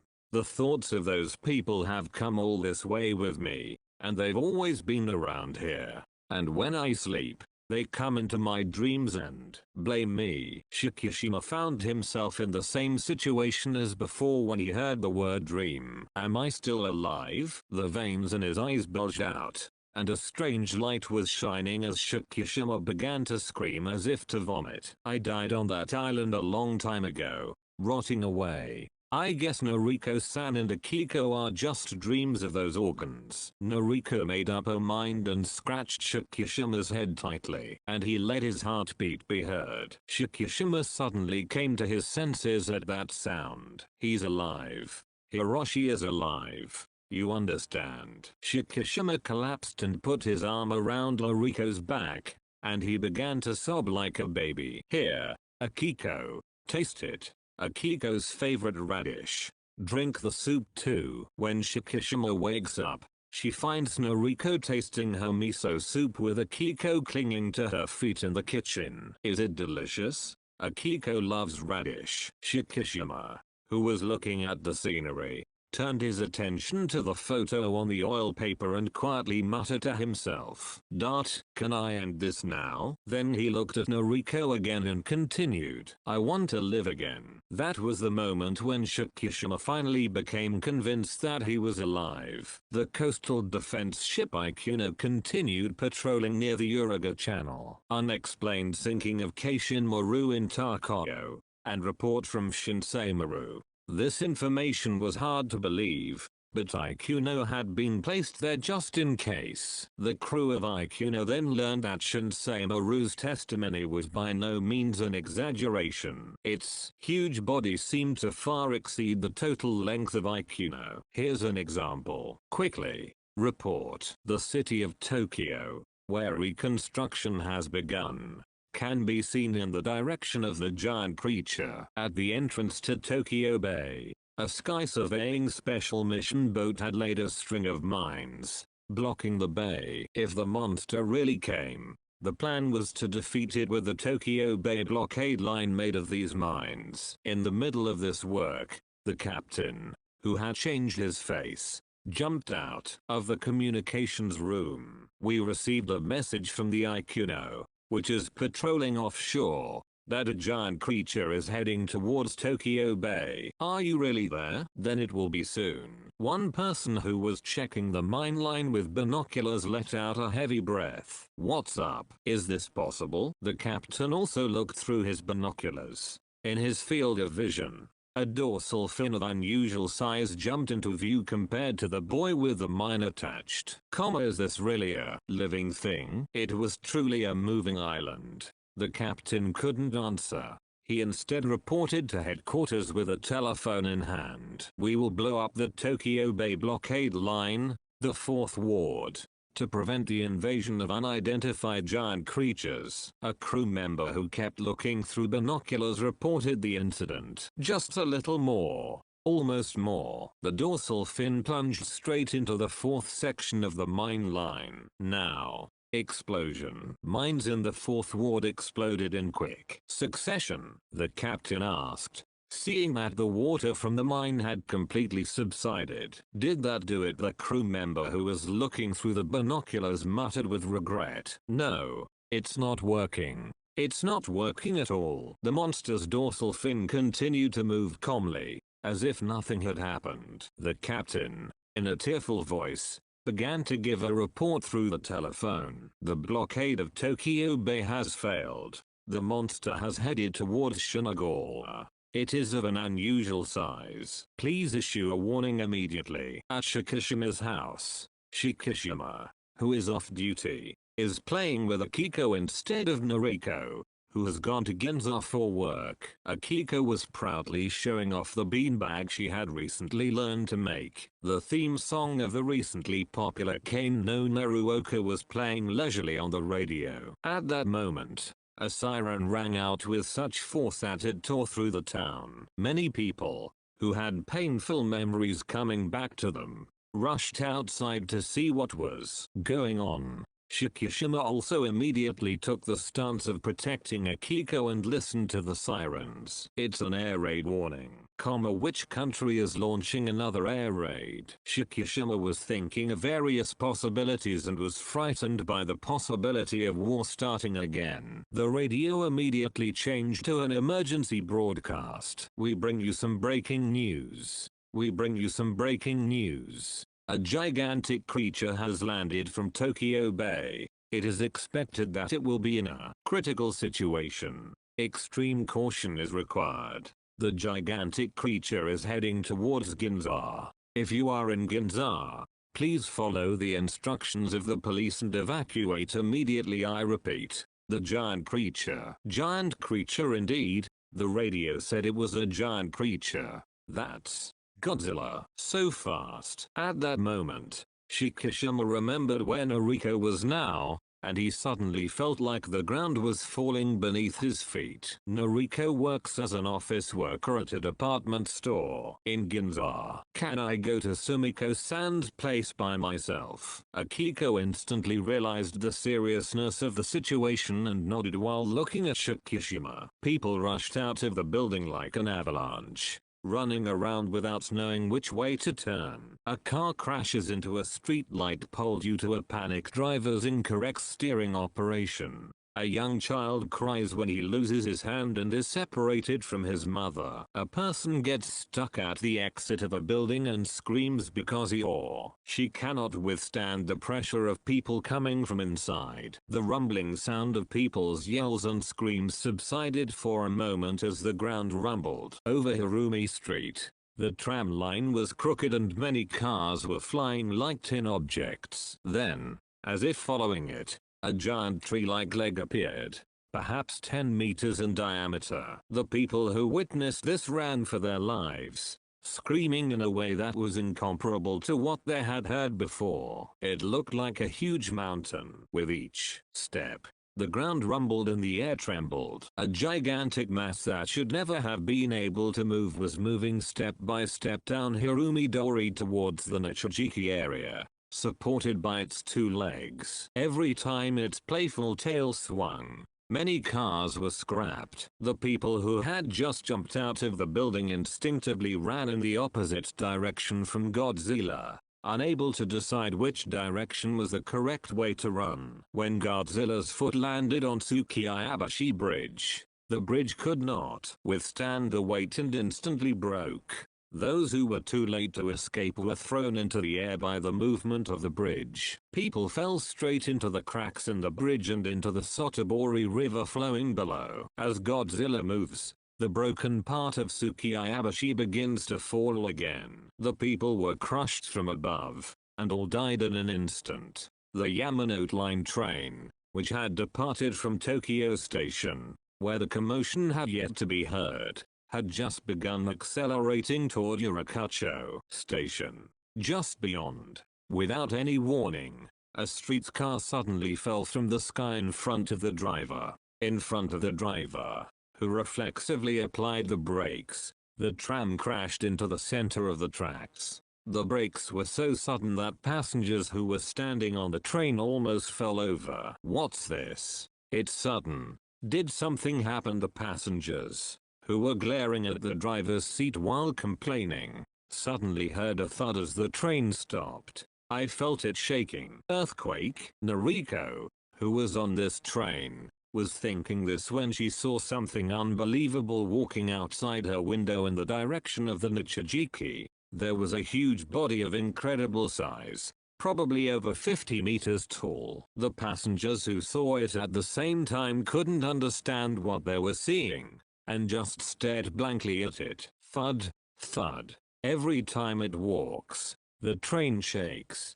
Before I knew it, Hirumi Street was filled with people coming out of buildings and running for their lives. At that moment, Noriko finally realized that the strange, rustling noises she had been hearing from earlier were the collective screams of people running for cover. In Noriko's mind, this giant body was connected to Shokishima's words. "Is that Godzilla?" As if in response, the giant body bent down a little and let out a loud roar that made Noriko and her friends tremble. The windows of the Yamanote line rattled as the voice sounded like a shock wave. The passengers, sensing an instinctive fear from the roar, finally realized the seriousness of the situation and rushed to the boarding gates. Noriko was held down by the current and couldn't move from her chair. Just as she thought that the area outside the window was filled with Godzilla's body, the sound of metal being crushed echoed throughout the train. At the same time, she thought that the vehicle itself was tilted at an angle, and the passengers who were standing on it began to slide down the steeply sloped floor in a ball. Godzilla lifted the train up in its mouth. The city I could see outside the window quickly became distant. Noriko's vehicle was also tilted diagonally, several tens of meters above the ground. The door surface used to move to the next car became the bottom of the car, and passengers slid into it one after another. At first, the person who reached the bottom let out a painful scream from the impact of the person sliding down from above, but as more people piled on top of each other and made a thumping noise, the people calmed down. All they could hear was a groan. Noriko was sitting on the board next to the chair, narrowly avoiding falling.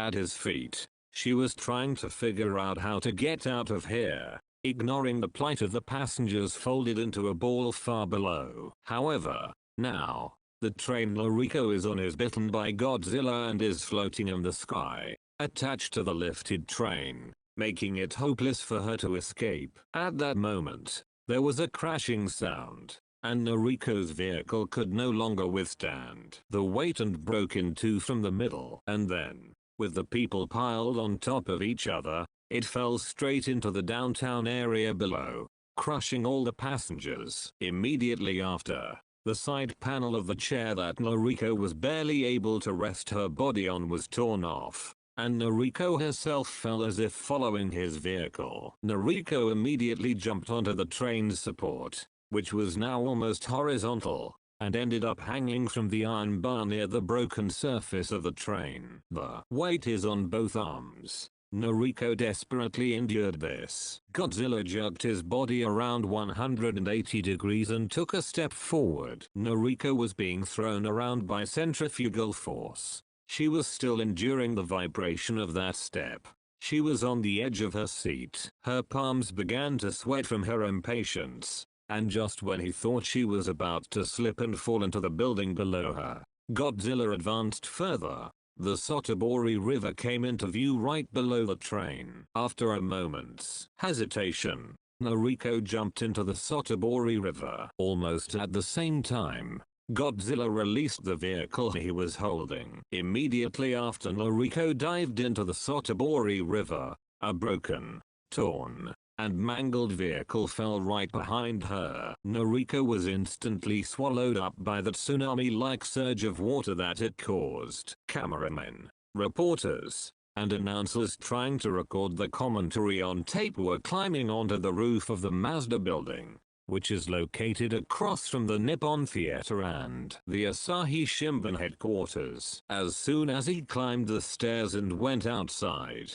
announcer Takuda was shocked to see Godzilla in front of him at an unrealistic size, and desperately wanted to run away. He held back and began recording the reality of what was happening right before my eyes onto the tape. What can I say? All of a sudden, an unbelievable gigantic creature and monsters is overrunning the city of Ginza. Is it 50 meters tall? It's completely destroyed. The whole area is covered in black smoke from the fires and dust, making it look like the Great Tokyo Air Raid all over again. Godzilla charged towards the Nichijiki building and swung his arms, destroying it. Reporters were also rushing to the top of the Asahi Shimbun headquarters building next door, hoping to witness the unprecedented disaster for themselves. Once Godzilla destroyed the Japanese theater, he turned his body around and swung his tail around like a rack. It happened in an instant. All the buildings within its radius were reduced to ashes. The Asahi Shimbun headquarters building was reduced to a pile of rubble along with the reporters on the roof. What can I say? The Asahi Shimbun headquarters has just been reduced to nothing by a blow from the monster's tail. After completing the destruction, Godzilla turned around and started heading towards the Hattori watch store. The reporters on the roof of the Mazda building saw Godzilla's huge body approaching them and slowly backed away. The only thing that kept them here was the journalistic spirit of recording this event and preserving it for posterity. This place has become very dangerous. The announcer groaned as he tried to suppress his desire to run away. However, Godzilla crossed in front of the Mazda building without attacking it. As the announcer watched a huge body like a small mountain pass in front of him, he suddenly thought it was beautiful. The profile of Godzilla viewed from below,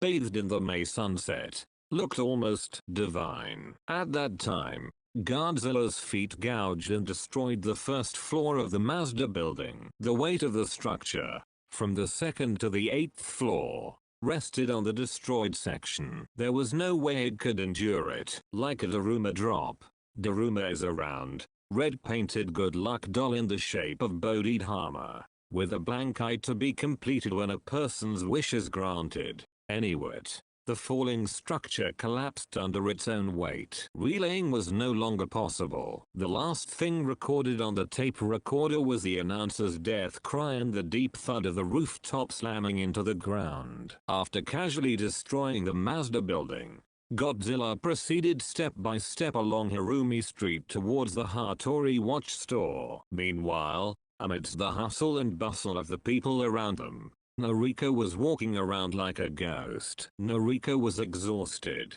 Noriko had used up most of his strength when he barely made it to the surface of the water from the turbulence caused by the falling train. By the time she noticed it, she had washed up on the edge of the river on the side of the outer moat. Noriko managed to get up from there and ran, dodging the pieces of the Nichijiki flying at her. His clothes were soaked with water and clinging to his body. Many people who were running alongside the train lost their lives, both here and there, as they were crushed by debris from the Japanese theater. Noriko ran, and used her remaining physical strength to the limit, and finally reached this point. Godzilla's feet were right behind her, but she didn't want to take another step. She just wanted to be happy now. Maybe being trampled by those feet was a relief for Noriko right now. Noriko fell down when the body of the fleeing man collided with her.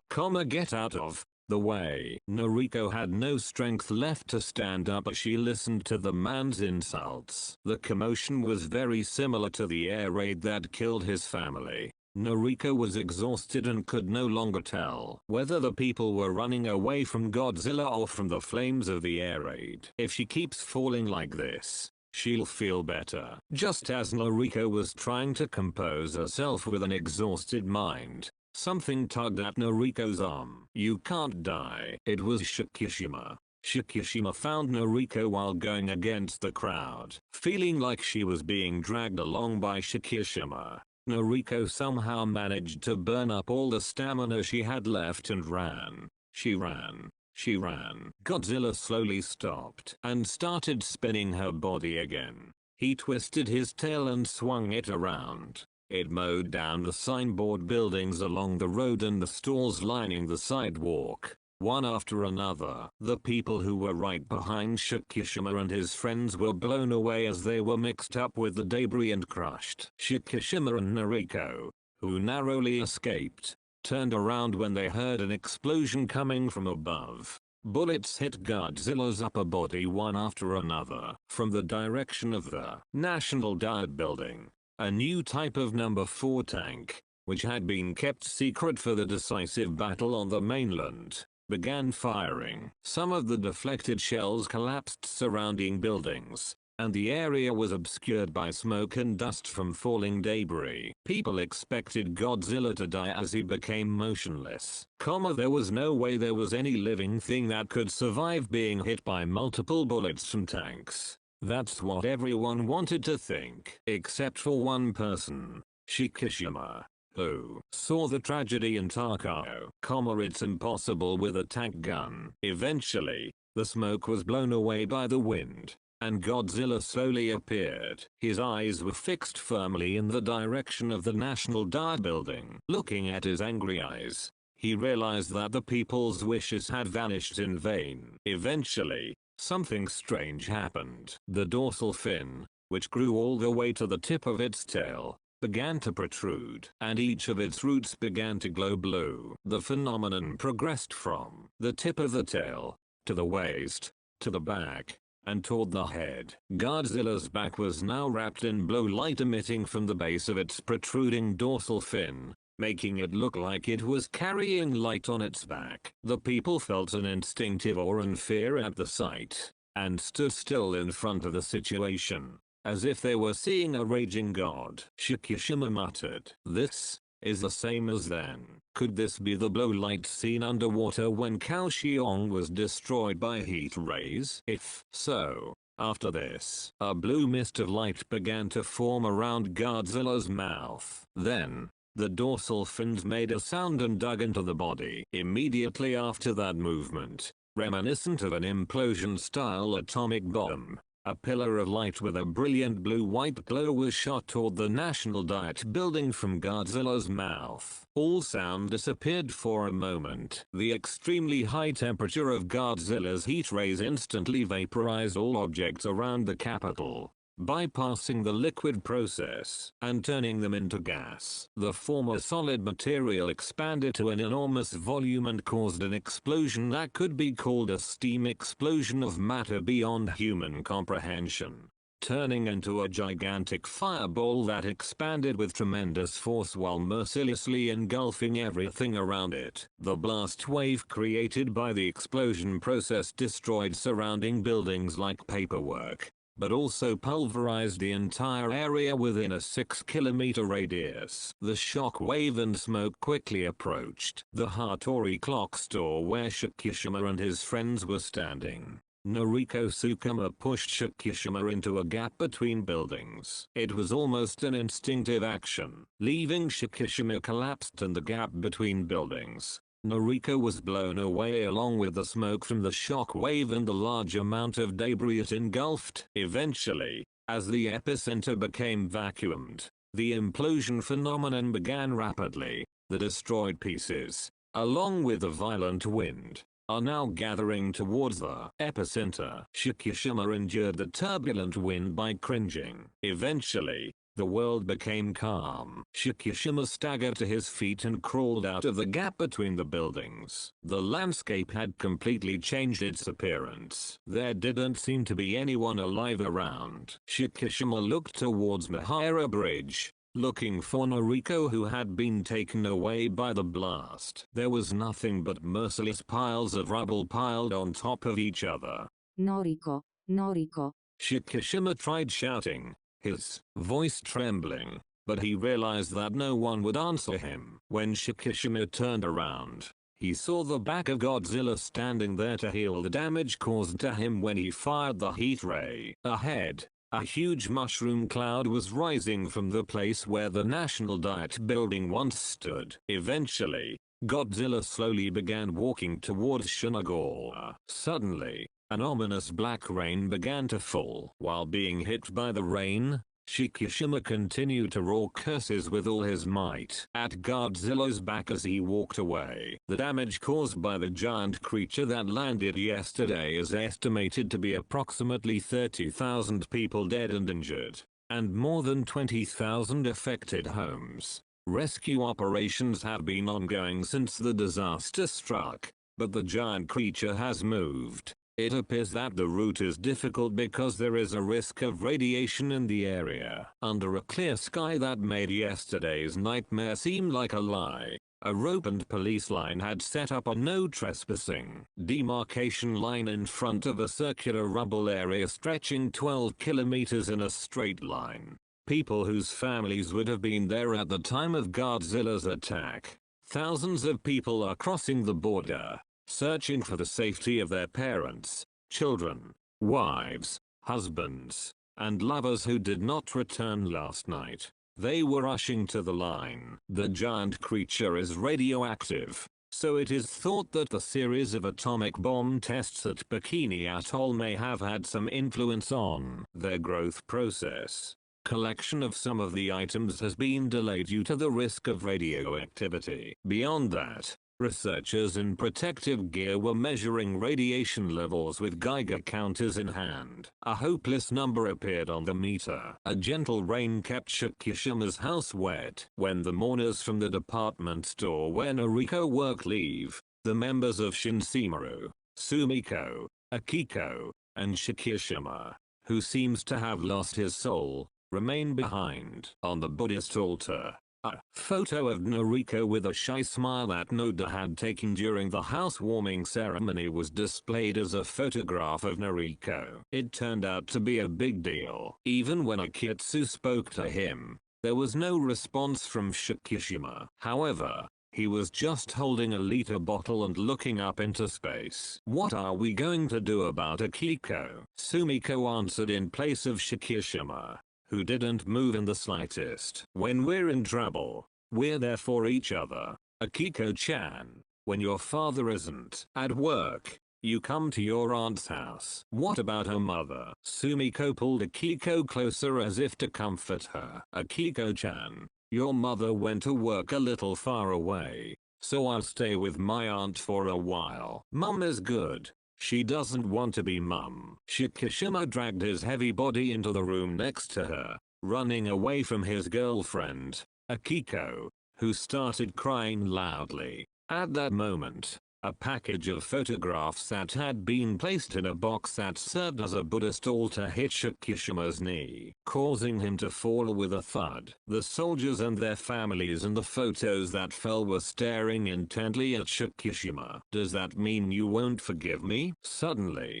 Shikishima started laughing out loud. After a while, the laughter became damp and sounded like nothing more than a cry. It's because I had a stupid dream. At that moment, Noda approached Shikishima and whispered in his ear, Shiki, there is actually a secret operation underway to exterminate Godzilla. It is a truly unsettling mission led by civilians. Would you like to participate? Shikishima's eyes quickly began to shine. Shikishima passed a sign at the entrance that read Special Disaster Briefing and entered a large assembly hall. There were Akitsu, Noda, and Mizushima, who was in pain with a broken arm and hanging. Mizushima tried to call out to Shikishima, but seeing Shikishima's grim expression, he half-heartedly lowered his raised hand. Akitsu was looking at the people around him as if judging them. Everyone except us. Yes,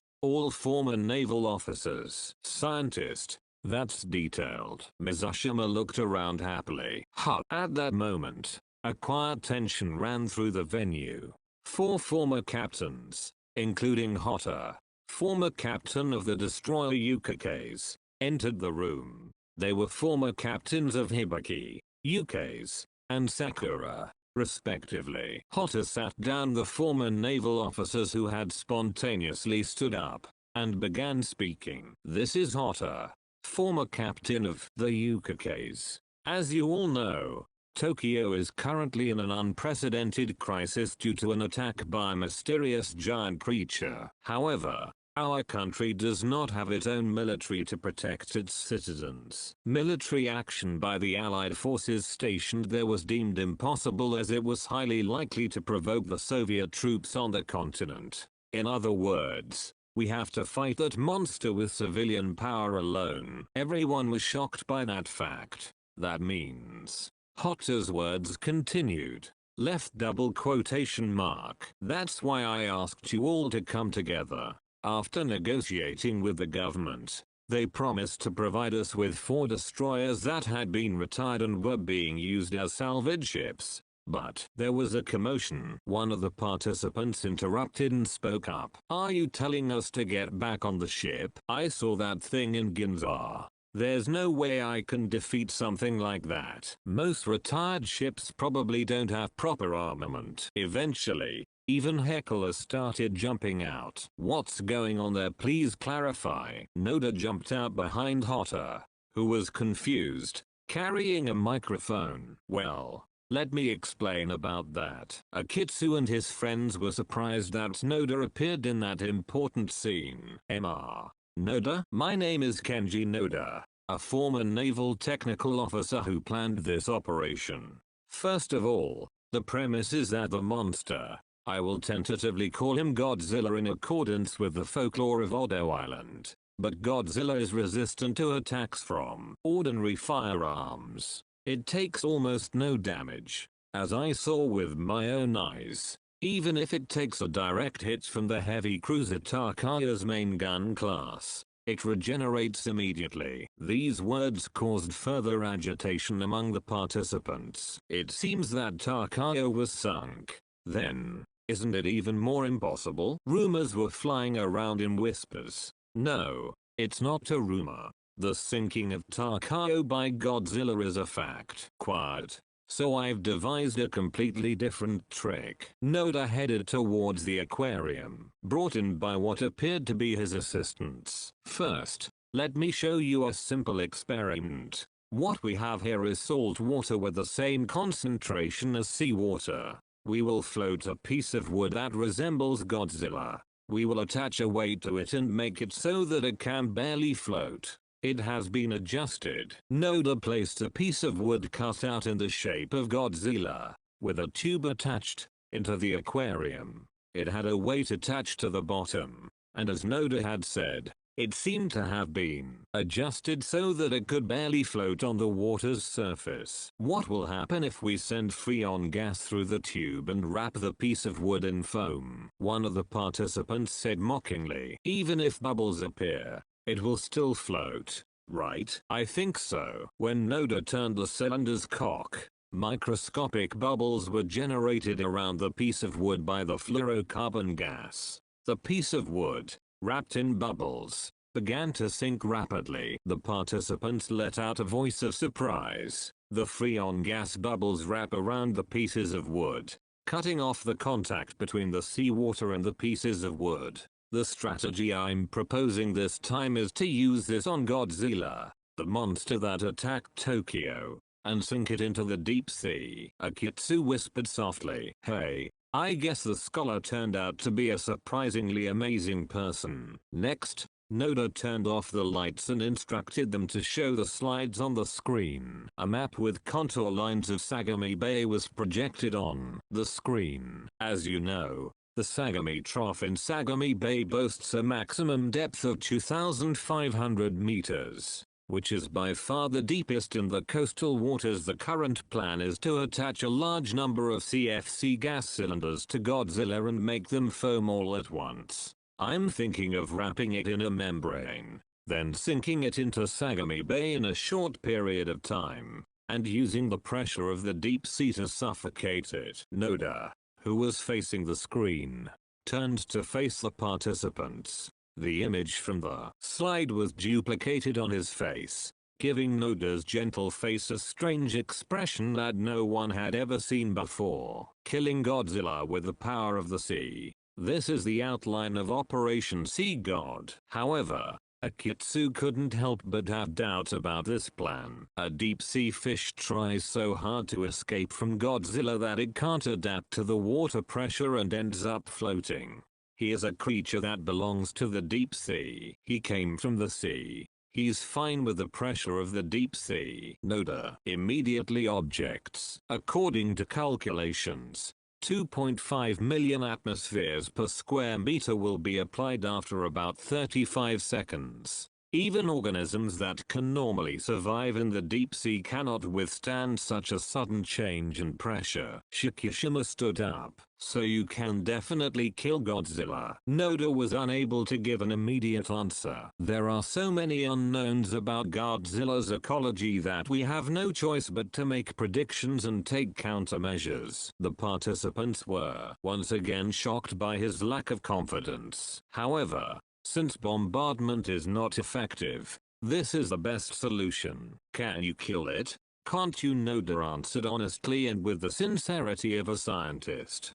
I can't say for sure. When Shockirus heard this, he immediately kicked the chair and tried to leave. Noda called out from behind him. There's a possibility. Shiki-san, please listen to the end. Shockirus reluctantly sat back in his chair. Then give me a detailed explanation. The slides began to flow at Noda's direction. There was an illustration of how to tow an energy cable with a cylinder attached to two ships and wrap it around Godzilla. In this way, the two destroyers wrap the cable around Godzilla.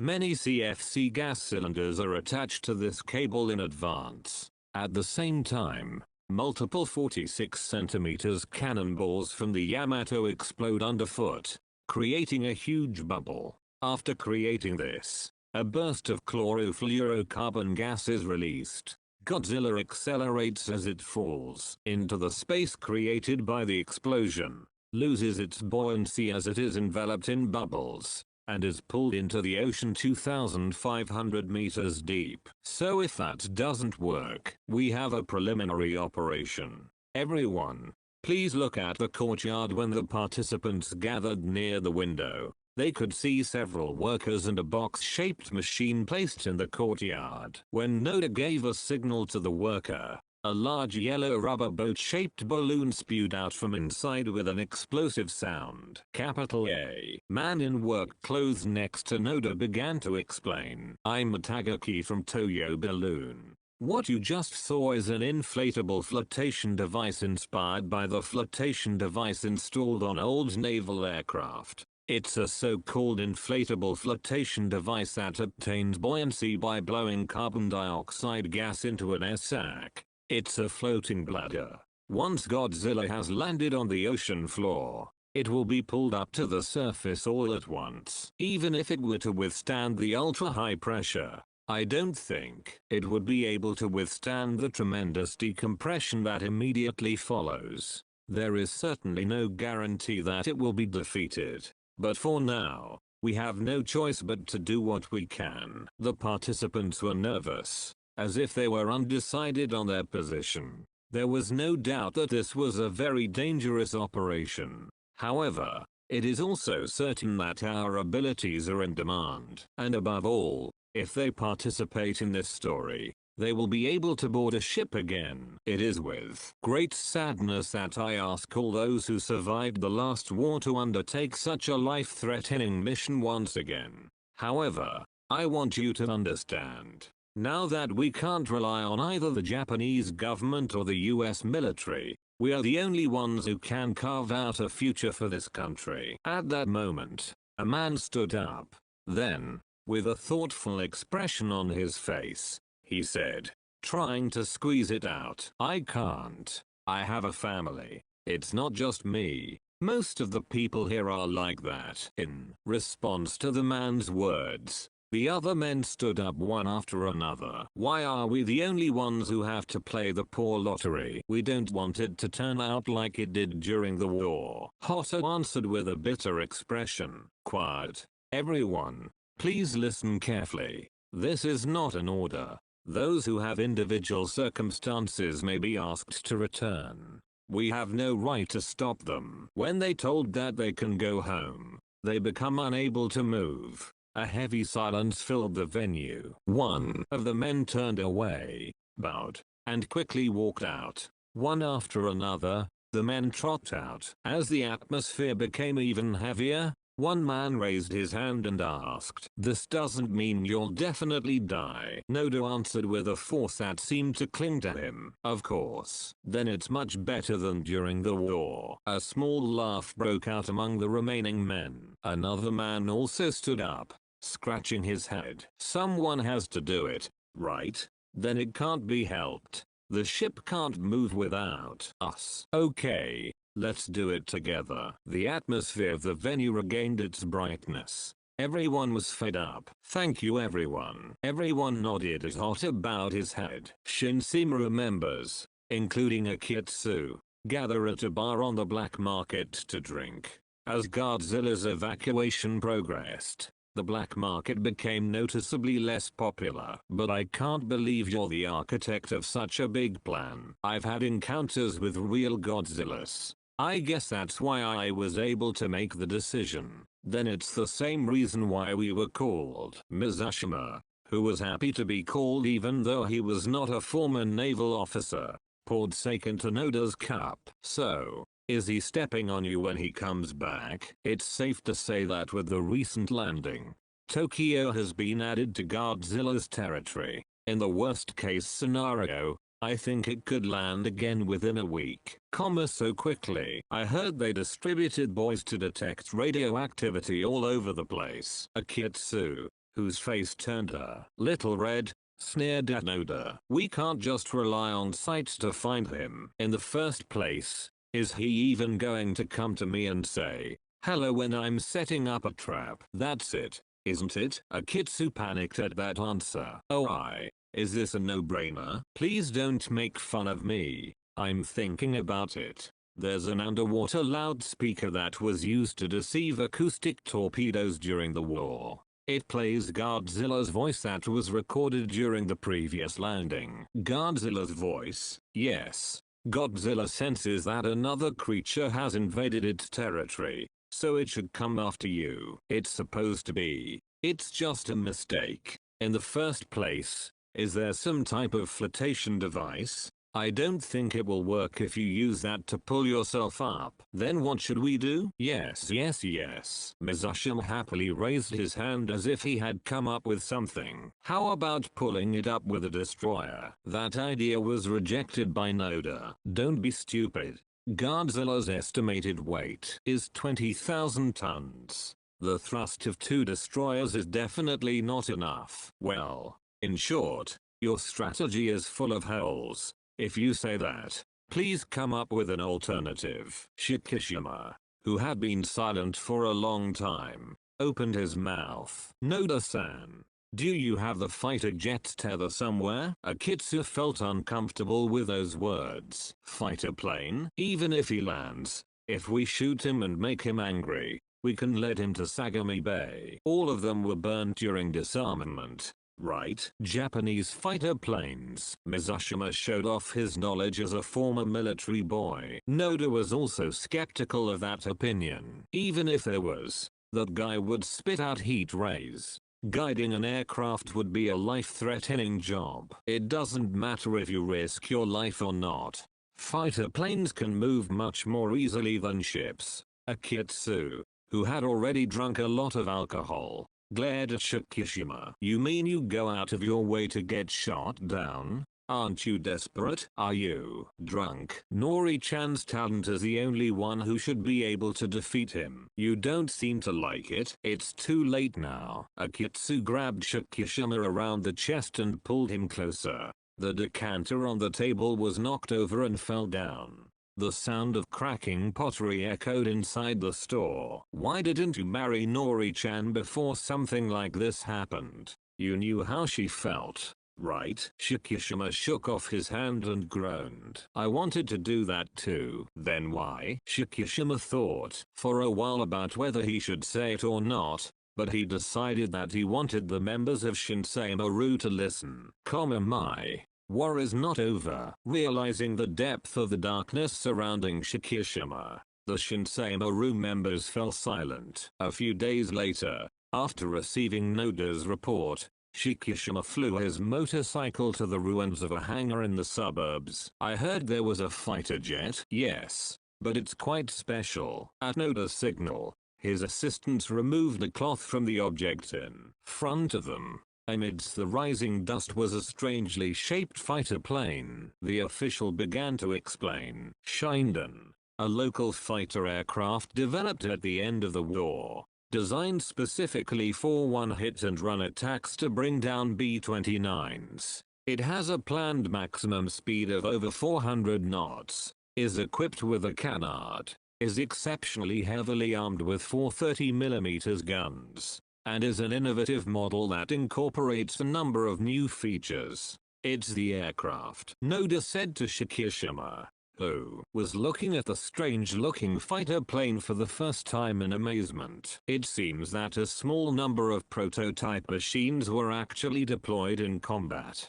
It was deployed here for the decisive battle on the mainland, but it seemed to have been lost in the chaos of the end of the war. It was just neglected. So, the aircraft is shaky. I can't fly like this. That's the problem. We need excellent mechanics. No, we need someone capable of repairing the aircraft. Those words reminded Shikishima of Tachibana, and along with that, he suddenly came up with a plan. Even with that in mind, Tachibana is the right person for this job. No, if it wasn't for Tachibana, he wouldn't have accepted this job. I have someone in mind.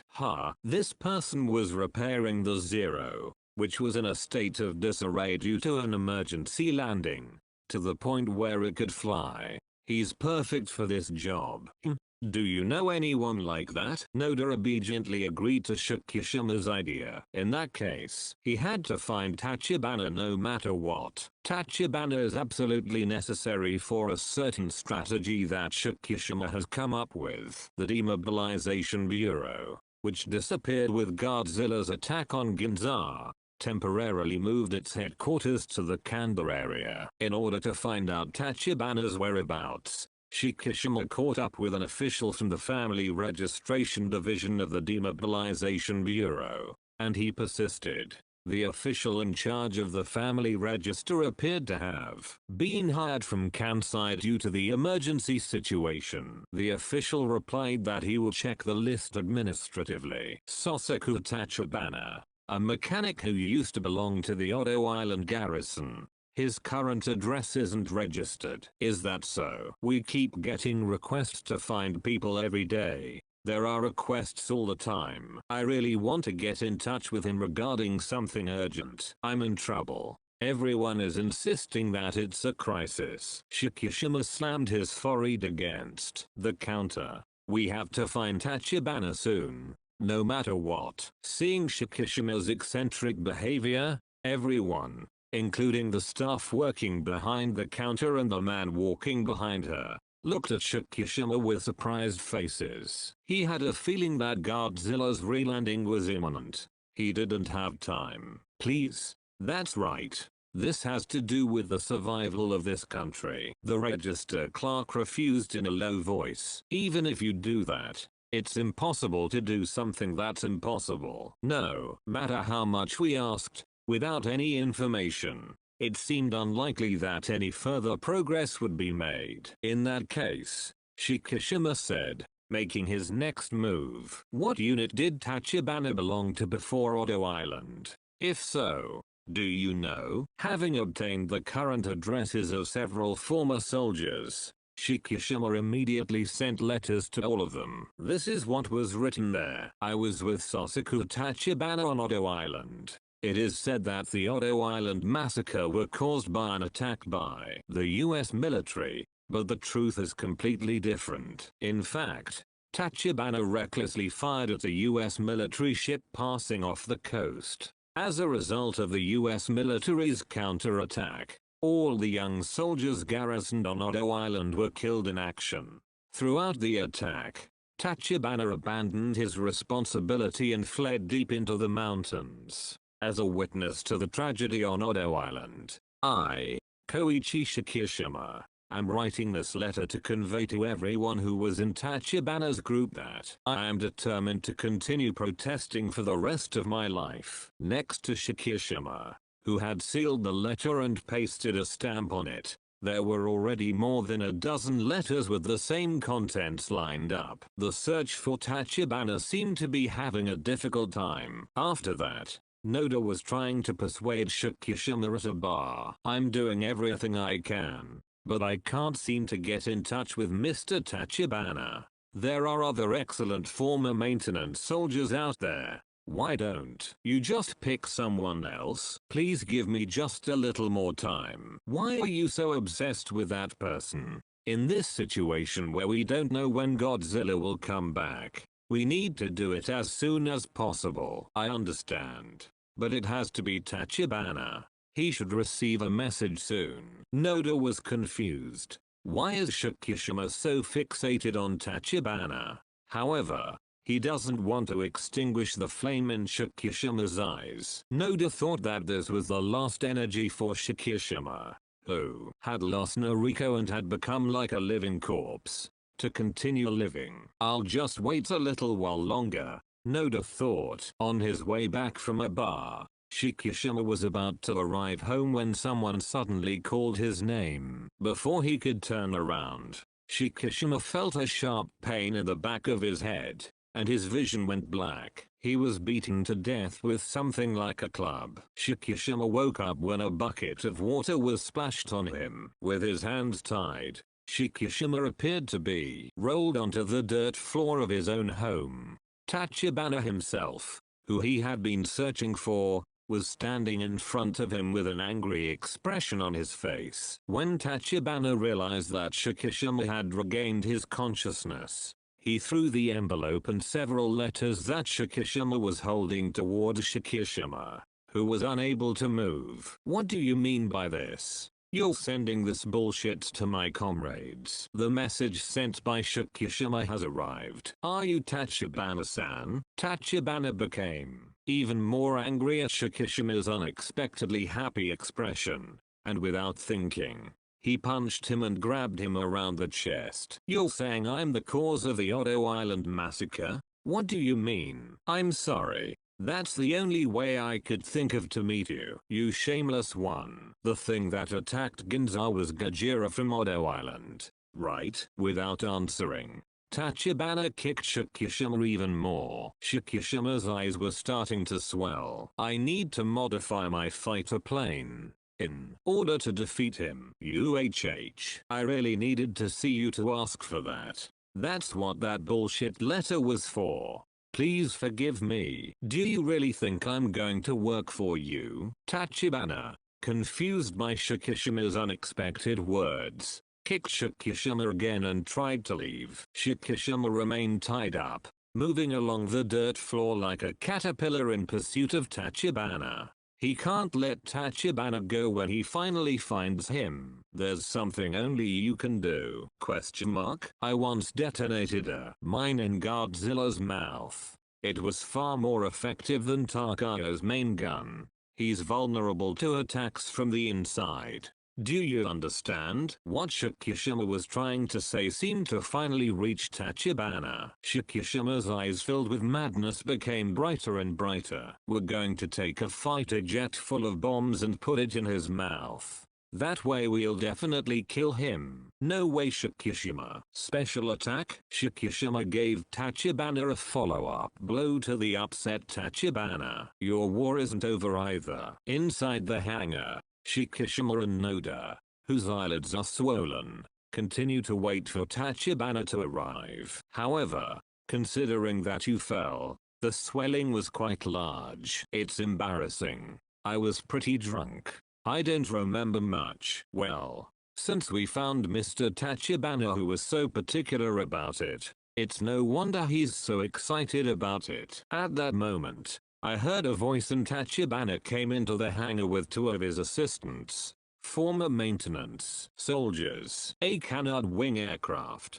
I heard rumors about it, but it seems to have been completed. Noda and Shockirus ran up to Tachibana. Tachibana-san, thank you for coming. Are you Tachibana-san? Yes. Is this the Phantom local fighter Shinden? Can you repair this and make it fly? Tachibana and his assistants were briefly touching Shinden's body, but when he turned around, he said emphatically. I'll do everything I can. Thank you. No, that's good. Beside Noda's joy, Tachibana and Shikishima, who are sharing a plan that no one should know about, exchange complicated glances. At that time, materials for Operation Cajun were being steadily brought in at Zushi Naval Port. At the rear of the UKKs, which had undergone emergency modifications, equipment consisting of Toyo balloons, fluorocarbon gas cylinders, forced levitation balloons,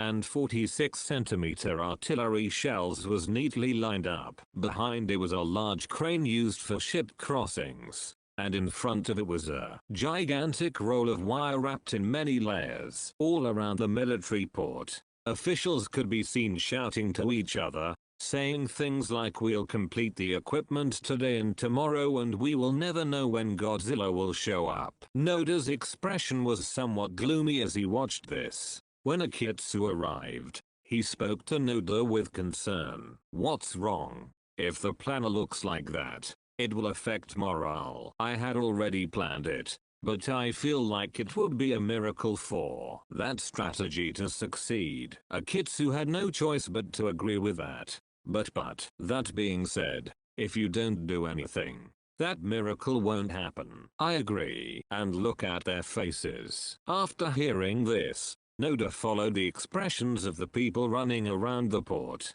and finally noticed that they looked very happy. Those guys aren't stupid either.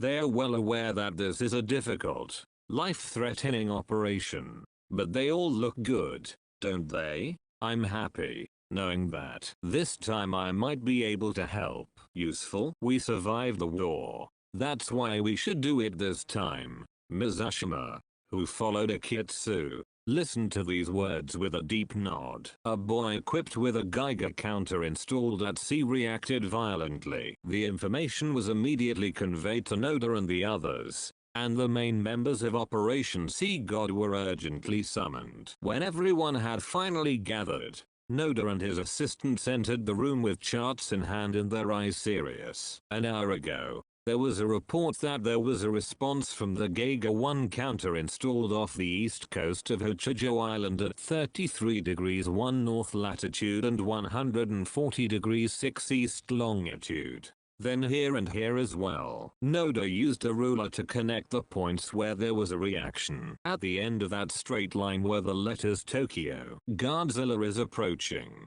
If we calculate backwards from this speed, Godzilla will reach the Sagami Trough at 1100 tomorrow, and we will leave the port at 0800 tomorrow morning to intercept it. At that, Noda's expression became a little cloudy. This is because the completion of the levitation device has been delayed a little. The flotation device is complete. Will it be there in time? The president of Toyo Balloon showed a reliable smile. "Please take us with you. The 3 hours until we arrive at the scene are precious. As engineers, we want to ensure perfection. But I might get caught up in a fight with Godzilla." The Toyo Balloon employees looked at each other and said, "We are also returning from the war." Noda was a little relieved by those words and turned to everyone. "If possible, please go home tonight and spend time with your family. That means you should be prepared.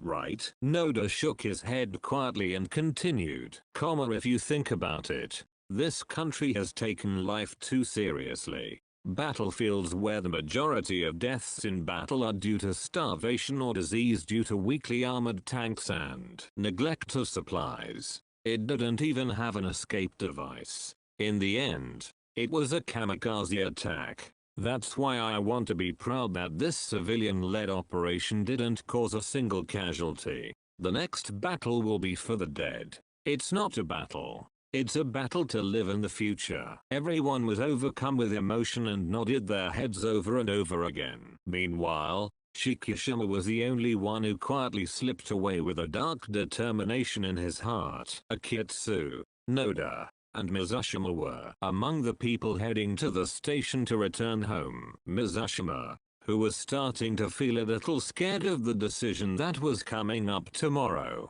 said in a loud voice, trying to cheer himself up. It's finally tomorrow. The warrior is shaking. Akitsu said unexpected words to Mizushima. You can't ride. Ah, that's why I'm saying I can't take you! Exclamation point. What do you mean? Well, those hands won't do you any good. Noda looks amused and joins in the conversation. You're going to Shikishima, right? Is it because I have no experience in war? Is that what you think is useless? Boy, I'm so happy that I'm not going to war. Mizushima stopped in shock and became left behind as the two continued walking. Again? I can't go to battle again. Mizushima, who was left alone, began to scream, looking like he was about to burst into tears. Why won't you give me a ride? We've been together the whole time, haven't we? Please let me ride too. I want to go with you too. Capital I also want to protect this country. Please don't say such terrible things about leaving me alone. Noda-san. Captain. Akitsu ignored his words and quietly walked away, muttering to himself. I've left this country to you. Shikishima went to pick up Akiko, who had been left in Sumiko's care as usual. Thank you always so much. Sumiko felt that her polite way of speaking was a bit excessive, and looked at Shikishima with concern.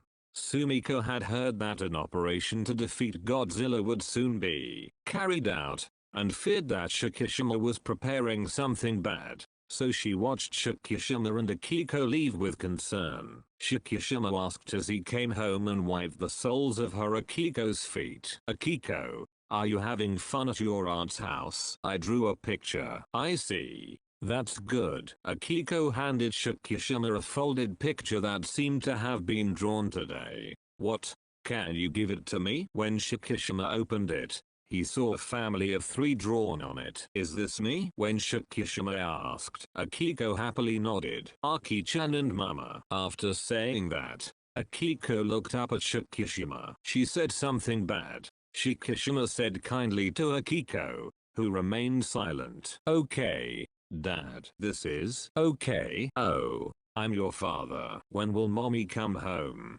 Dad. Akiko seemed to sense something in those kind words with her sharp intuition that only a child could have. Your father won't come home either. Shikishima looked at Akiko in surprise. Why do you think that? Because, frustrated by her inability to speak clearly, and vaguely worried that Shikishima might not return, Akiko's eyes immediately filled with large tears. Don't worry, it's not like that. Upon hearing that, Akiko felt something in her words and started crying out loud. Shikishima couldn't help but hug Akiko, who was crying, while she patted her on the back. However, her expression was dark and firm, as if she had made a new determination. In the end, Shikishima could barely sleep when Akiko fell asleep in the blue morning light, exhausted from crying. Shikishima put her futon back on her bed, thinking that he would never see her sleeping face again.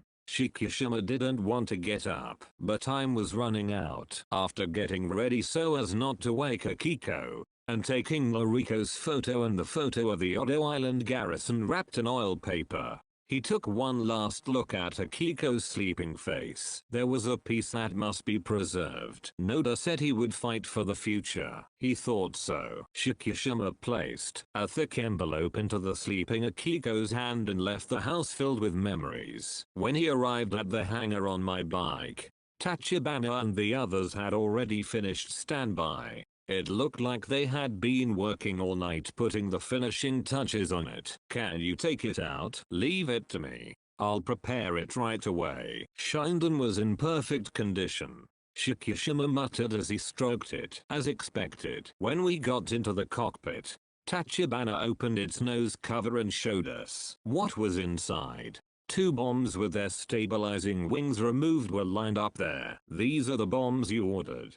2 140 kilograms machine guns, 120 machine guns, 80 kilograms, and 400 kilograms of main fuel tanks were removed. and in their place we loaded a number 35 bomb in the nose and a number 50 bomb in the fuselage, so I can finally repay my debt. At that moment, the wall beside the cockpit began to vibrate. When Shockirus looked over to see what was going on, he saw that his hand was shaking against the wall. That's funny. I feel like I want to live. Haha. That's what the people who died that day thought. They all wanted to come back alive, but their wishes didn't come true and they were killed like insects. Because of you. I already know. Shockirus' expression tightened and he pulled out an oiled paper wrapper. At that time, the portrait of the family that Akiko had drawn, which had been tucked away together,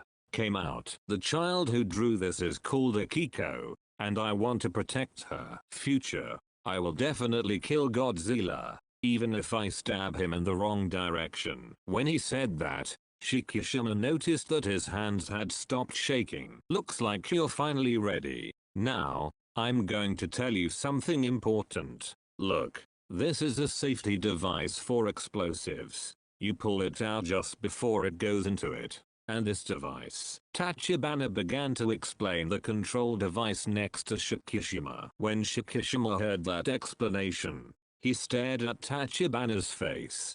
He couldn't believe what Tachibana was saying. The time for departure was approaching. When Sumiko went outside, she found Akiko standing alone, holding something in her arms. Akira-chan, what's wrong? Are you alone? Auntie, what Akiko held out was a thick envelope. Inside was a wad of bills, a bank book, and a letter. It read, I beg Akiko, please use this money for Akiko. In the bank book, there was a considerable amount of money that Shockirus had saved through his dangerous work until today. Akiko asked worriedly to Sumiko, who was surprised. Dad, are you coming back? Sumiko couldn't help but hug Akiko. It's okay. It's okay. While saying this, Sumiko was extremely upset thinking about Shockirus' determination. A special minesweeper was anchored off the coast of Miura.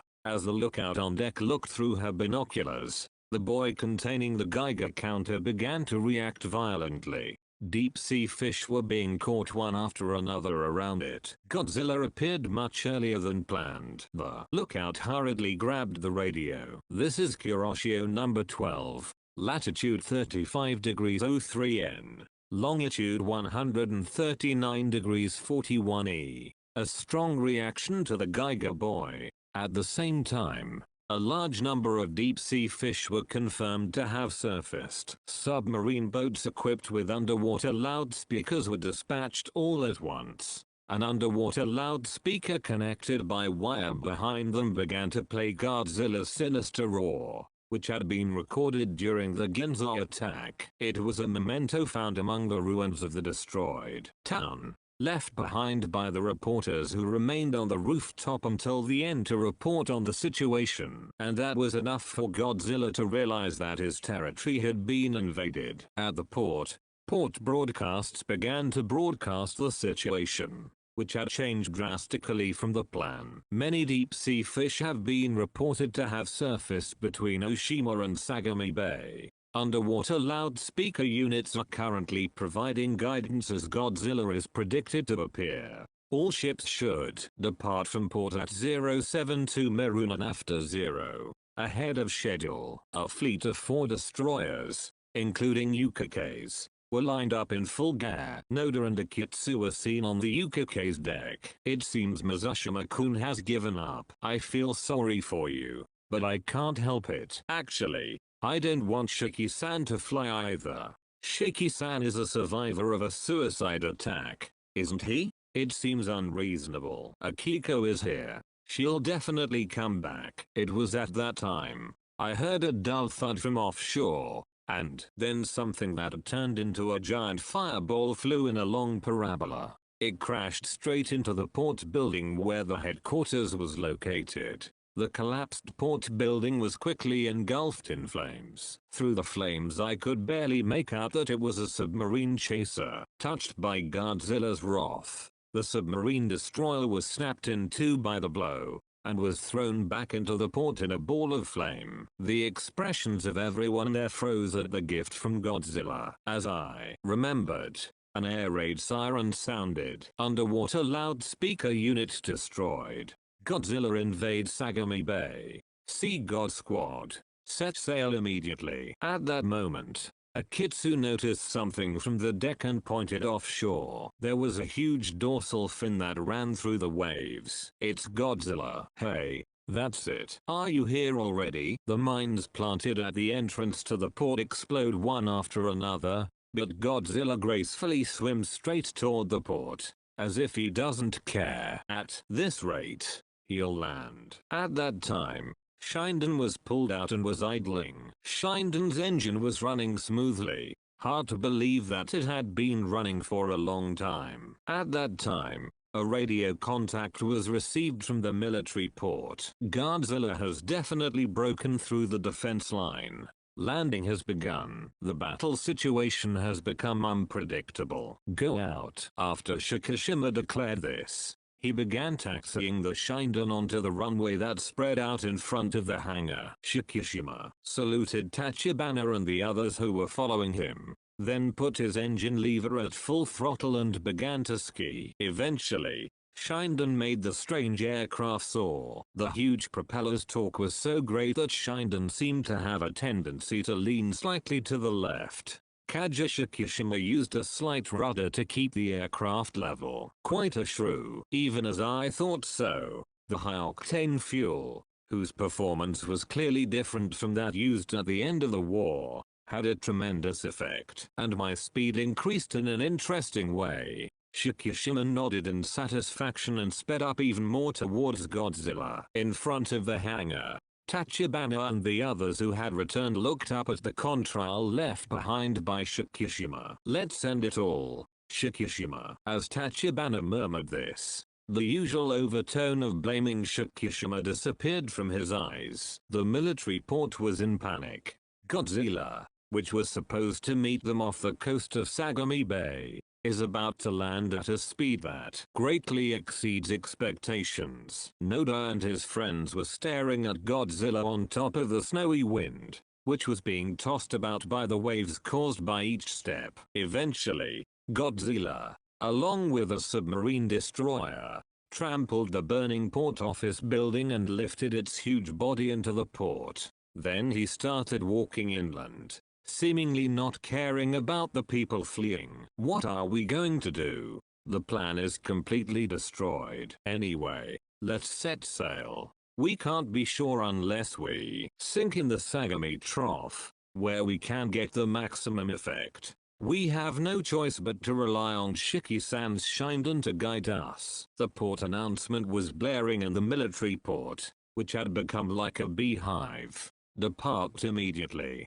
Repeatedly, all ships of the Sea God Corps must depart immediately. It was a spectacular sight to see these 4 ships, Yuke's, Sakura, Yukake's, and Hibiki, forming a fleet and heading to the operational area. However, unless Godzilla can guide them, these ships will have no way of fighting. When they thought about it, the remains of the main guns of each ship that were removed when they were converted into salvage ships looked even lonelier. The operational headquarters was located on Yukake's bridge. The dispatcher called Noda Mr. Noda, from a person called Mr. Shikishima. Shikishima's voice could be heard from the bridge's speakers. This is Shikishima. The takeoff was successful. We will continue to guide Godzilla to the operational area. This will be ready soon as well. Can you hear me, Shikishima? Then get to the operational area as soon as possible. Akitsu barged in to grab the communication microphone. Listen, Shikishima, don't be so reckless. I won't forgive you if you leave Akiko alone. There was no response from Shikishima. Without any warning, the radio suddenly went out. That bastard ignored me. Noda became worried about this response. Shiki, no way. In the cockpit of the Shinden, Shikishima watched the lives of people spread out below. Akiko, Nariko, and Shockirus live in each of their houses spread out in the mountains, and they live their daily lives. We can't let Godzilla destroy this. With renewed determination, Shockirus faced forward. A small Godzilla appeared in the distance. A delivery man from the telegraph office comes to Sumiko, who is at a loss as Akiko falls asleep from crying. The telegram that Sumiko received stated that she was shocked. Sumiko's hand trembled as she held it. Sumiko's breathing became labored as she thought about the fate Shockirus would have chosen for her. Koichi-san. By the time the shockwave reached the sky above Kamakura, Godzilla had already trampled houses in the area. Shockirus took the plunge and fired a 30mm cannon at Godzilla's nose.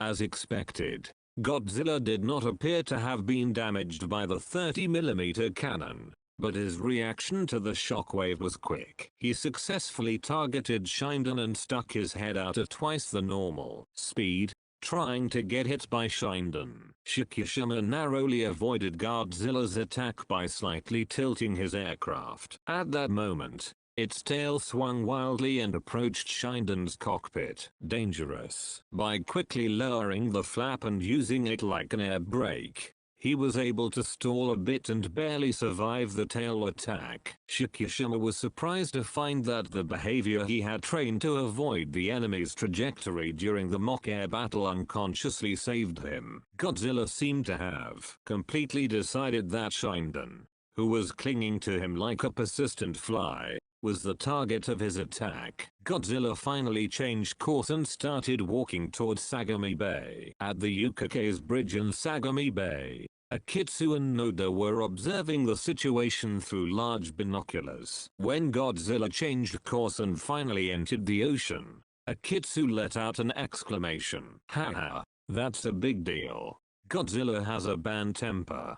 He's chasing me. It's our turn. Hotta sent a message to each department of the Sea God operation. All circuits connected. Voices came back from various places through the transmission tubes. Good cable. Freon cylinder is good. Hurry up for final inspection of all ships. The levitation device has been equipped. We will now proceed to the final confirmation. The four cruisers aligned their bows toward Godzilla. Godzilla finally re-entered the ocean from the side of Enoshima, making a huge splash. With her dorsal fin and head exposed above the sea, Godzilla began to swim, slowly twisting her body while following the taunting shockwaves. With her dorsal fin and head exposed above the sea, Godzilla began to swim, slowly twisting her body while following the taunting shockwaves. At Yukake's bridge, Hotta gave the following instructions. First unit,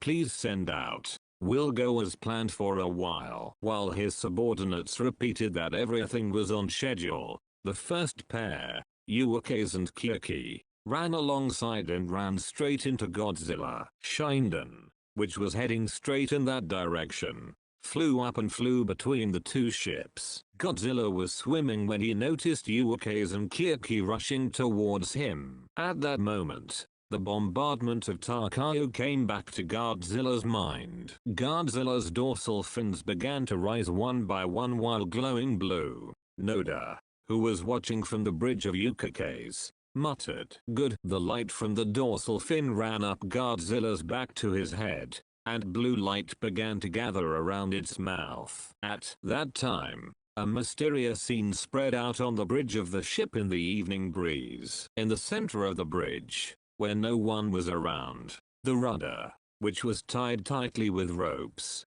was swaying slightly. Ahead, Godzilla is covered in blue light. That's right. There isn't even a single crew member on board Yukake's and Kyuki right now. With fixed rudders, the two ships were moving towards Godzilla. Godzilla's dorsal fin shrank, and a single bluish-white light shot out from its mouth toward the two ships. It was the return of the heat rays that spewed out from Ginza. The two ships instantly transformed into pure white fireballs, and immediately after that, a huge explosion evaporated the entire sea in that area. The shockwave from that hit Yukake's and Hibiki, who were at the rear of the two ships, and the crew members of UK's and Kirki who were on board the ship were almost blown away. Everyone desperately clung to the ship's structures and survived the shock wave. Next, a huge wave caused by the explosion attacked Yukikes and Hibiki. By pointing their bows straight in the direction of the explosion,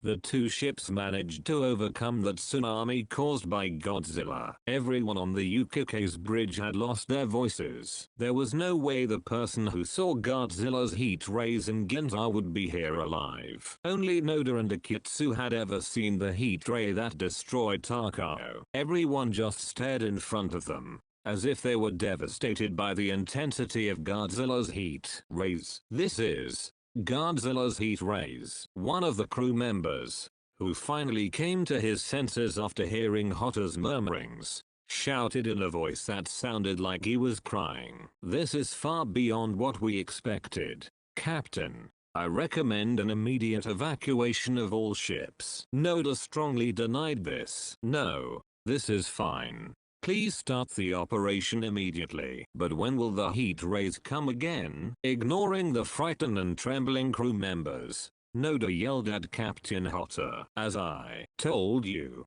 we can't release the second wave of that heat ray right away. It's now. Make up your mind." Hotta finally calmed down and nodded at those words. "Start Operation Sea God." Huge cylinders of Toyo balloons were dumped into the sea one after another from the rear decks of the two ships headed for Godzilla. They were connected to a cable strung between the two ships, leaving a white wake behind. The dozen or so cylinders move along the sea as if being dragged by two ships. The two ships proceeded to circle around Godzilla, sandwiched between destroyers on both sides. Godzilla first raised his upper body above the sea and changed the direction of his body, intending to pounce on the snowy winds. He was quickly grazed by Shinden while firing a 30mm cannon. This time, Godzilla stretched out her body as if to pounce on Shinden. Shinden dodged it with a flicker. On board the Yukikes,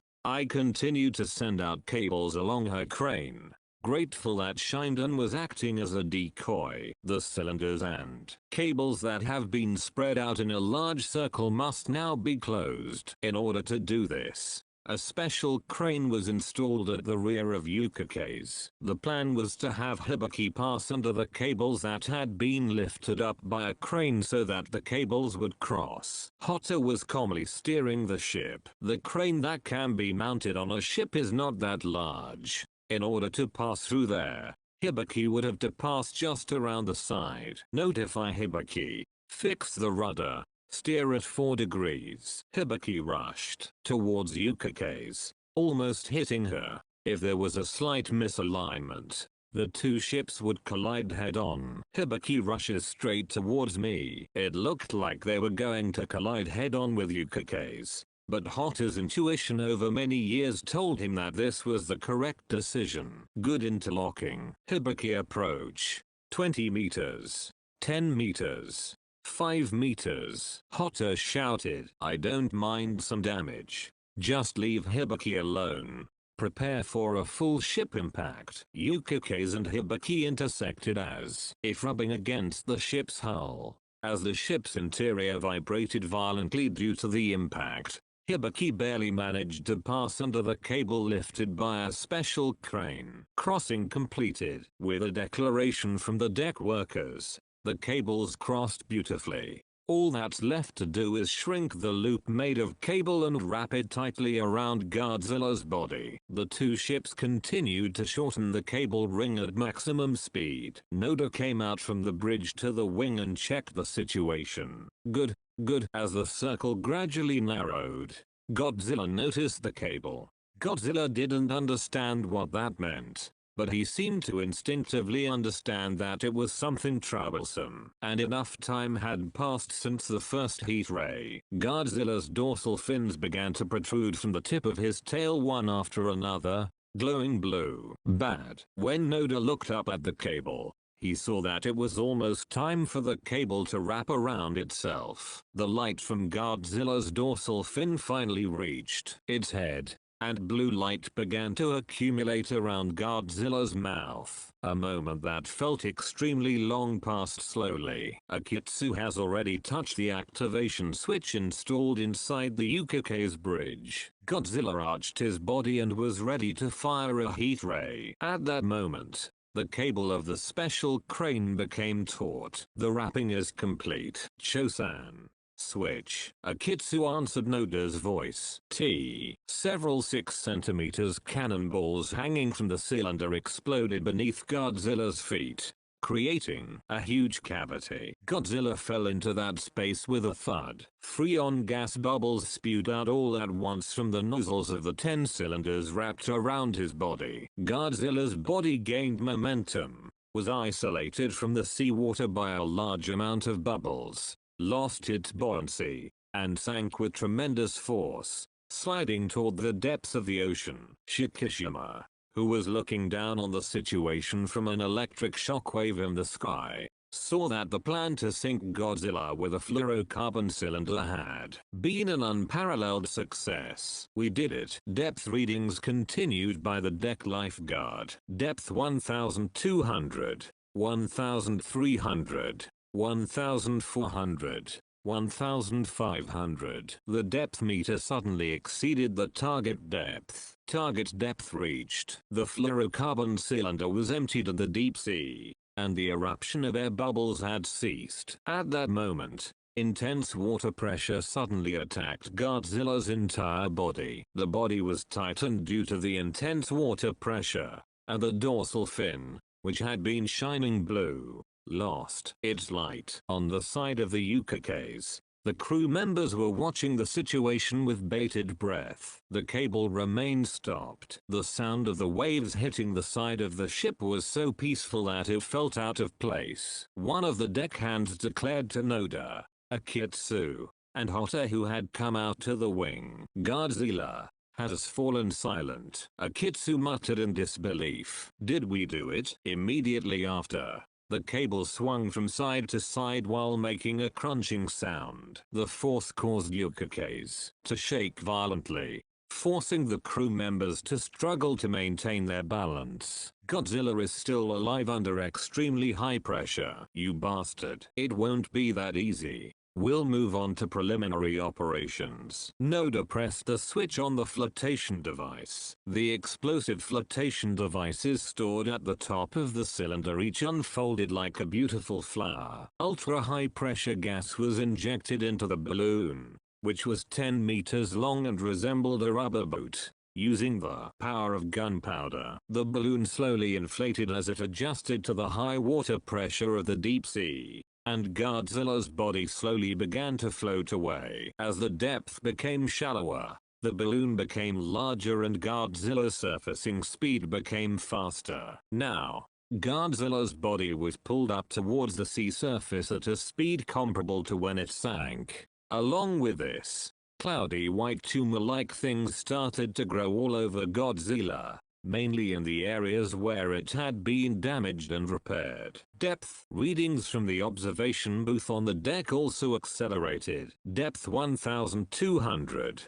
1100, 1000. Godzilla's hatred was clearly directed at the snow and wind at sea due to the various sufferings that came upon him in a short period of time. Then, the wire that had been winding up smoothly suddenly stopped. Depth 803. Stopped. Noda, a wingman, held his head in his hands as he heard the deckhand's voice. "Why? Why stop?" The answer was found floating on the ocean surface as the remains of a balloon that had been torn into pieces. "He'll eat it up." Hotta shouted into the radio at Akitsu's conclusion. "To Hibiki. Full speed ahead in the 12 o'clock direction. Pull left and right to pull Godzilla out." But two ships simply don't have enough thrust. Hotta overruled the crew's advice. "We have no other choice. We'll do everything we can." With the engines at maximum power, Yukakes and Hibiki, who were separated to the left and right, began to pull Godzilla away. However, as the bridge crew pointed out, its internal combustion engine was too weak. From the sterns of the two ships, which were unable to advance at all. Large reverse waves, the product of the output that had no place to go, were rising high into the sky. The special crane that was supporting the cable was starting to make an unpleasant grinding noise. It won't be able to carry a crane like this. Almost at the same time as a Toyo balloon employee who was anxiously looking up at the crane on the rear deck shouted. The specially constructed crane broke midway and collapsed. Toyo balloon staff members who narrowly escaped looked at the broken crane and the floating fragments of the balloon with somber expressions on their faces. Water was still spraying out from the stern, but neither Ukikes nor Hibiki were moving. If Godzilla were to remain in a halfway place, it would mean the failure of Operation Sea God. On the contrary, when Godzilla recovers from damage caused by high water pressure,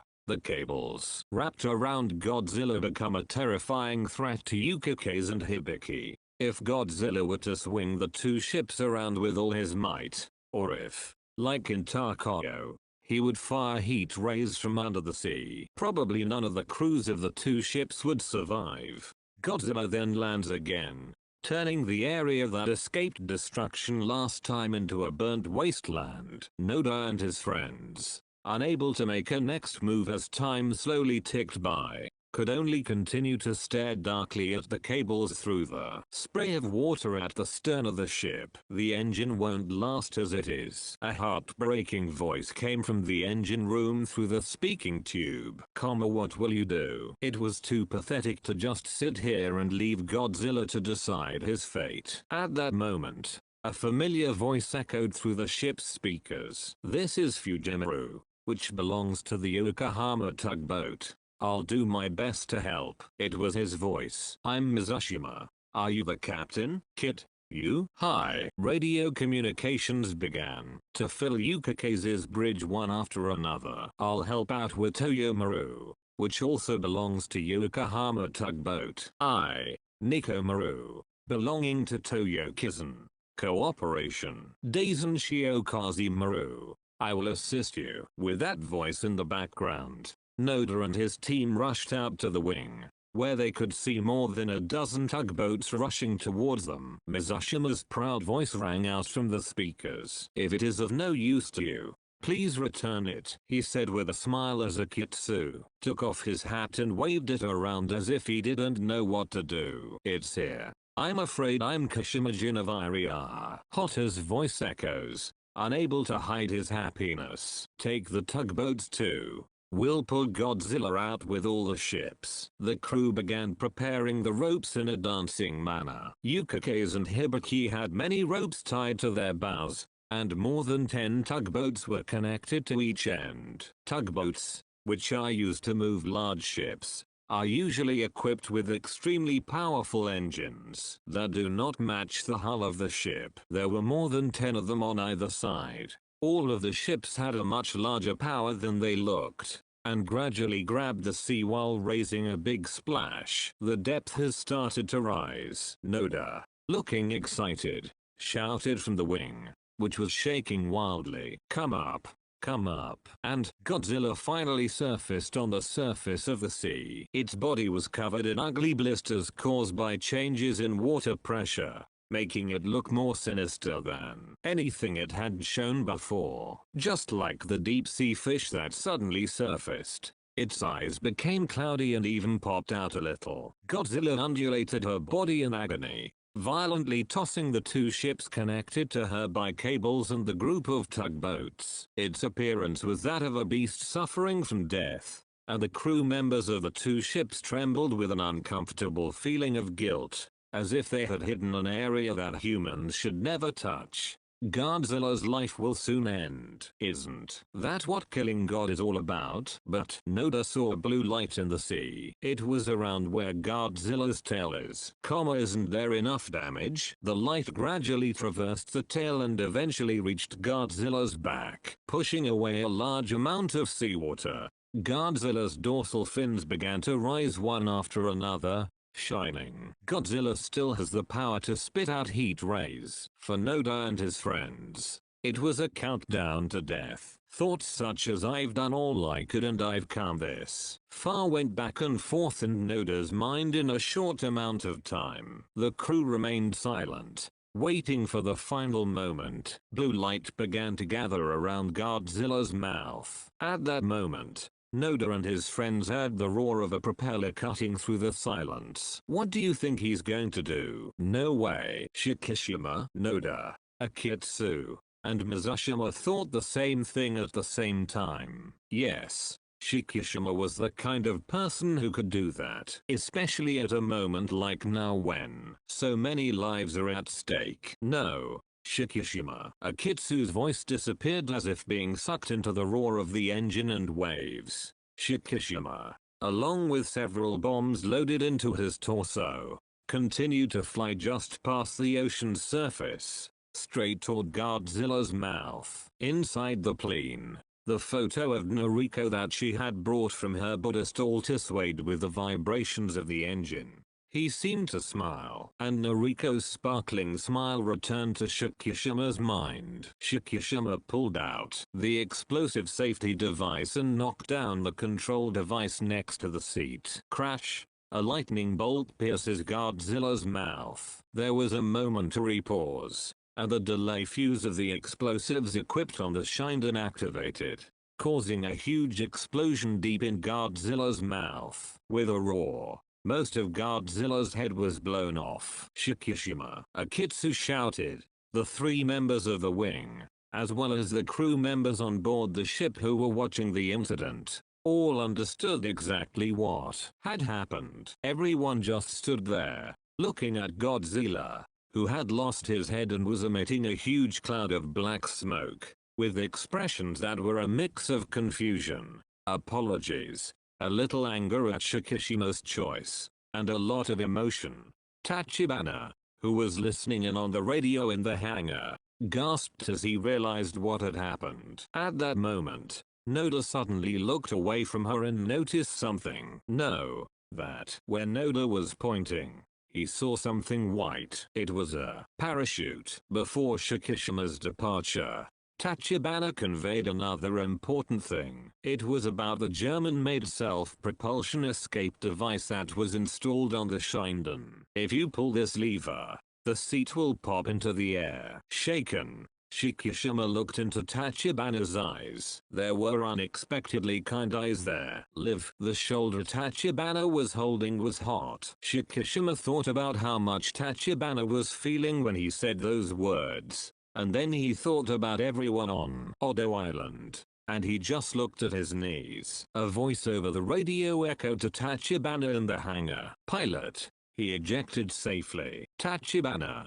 who had been half standing, finally took a deep breath and sat down in his chair. And he nodded again and again. The heat rays that were about to be released inside Godzilla's body began to burn various parts. The heat rays then pierced through the weakened parts, causing Godzilla's body to disintegrate as it ascended into the sky. Pillars of light were born from all over his body, and his body began to crumble and sink into the sea. Shikishima watched the situation from his parachute in the sky. It's over. Godzilla, who had been tormenting Shikishima, now returns to the sea. The feeling of his accomplishment should have filled my heart. However, all Shikishima thought from beginning to end was that it was over. The people on the ship watched Godzilla's final moments as if they were watching a religious painting.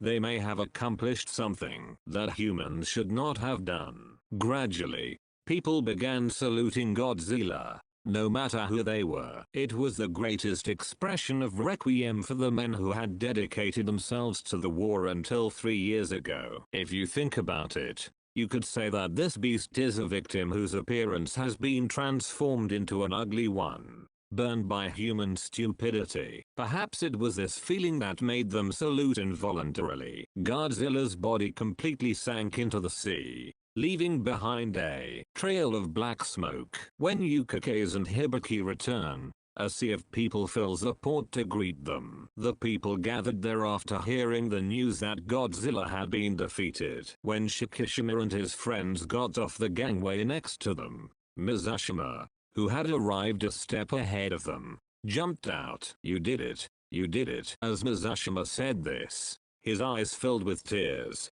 He jumped towards Shikishima. Noda and Akitsu shook Mizushima's head as if praising General Gaki. At that time, Shikishima found Sumiko in the crowd, carrying the child Akiko, and her appearance changed. Sumiko-san. Sumiko suppressed her overflowing emotions as she handed the telegram to Shikishima. Shikishima quickly checked what was inside it, and he looked at Sumiko in disbelief. Akiko looked at Shikishima and Sumiko in turn, as if she didn't know what was going on. Instead of answering Shikishima's question, Sumiko patted him on the shoulder over and over again. His unsteady steps made him feel like he was running on clouds, and the contents of the telegram did not change. That's all he wanted as he climbed the stairs with dancing steps. When he opened her door, he saw Hope sitting on her bed. She asked as she looked at Shikishima with nostalgic eyes. Is Hiroshi-san's war over? Even when he was running up the stairs with Akiko in her arms, Shikishima didn't feel it at all. Nariko was painfully wrapped in bandages, but she was still breathing, and Shikishima stumbled closer to her and hugged her, and all she did was say, "Yeah, yeah," like a child. At that moment, something like a small black bruise appeared on Nariko's neck, and Godzilla's dismembered body sank into the depths of the ocean, and one particularly large piece within it began to throb. But because it was deep in the ocean, no one could see it. However, as the sunlight distorted by the wavering ripples faintly reached it, it was definitely beginning to regenerate. The end.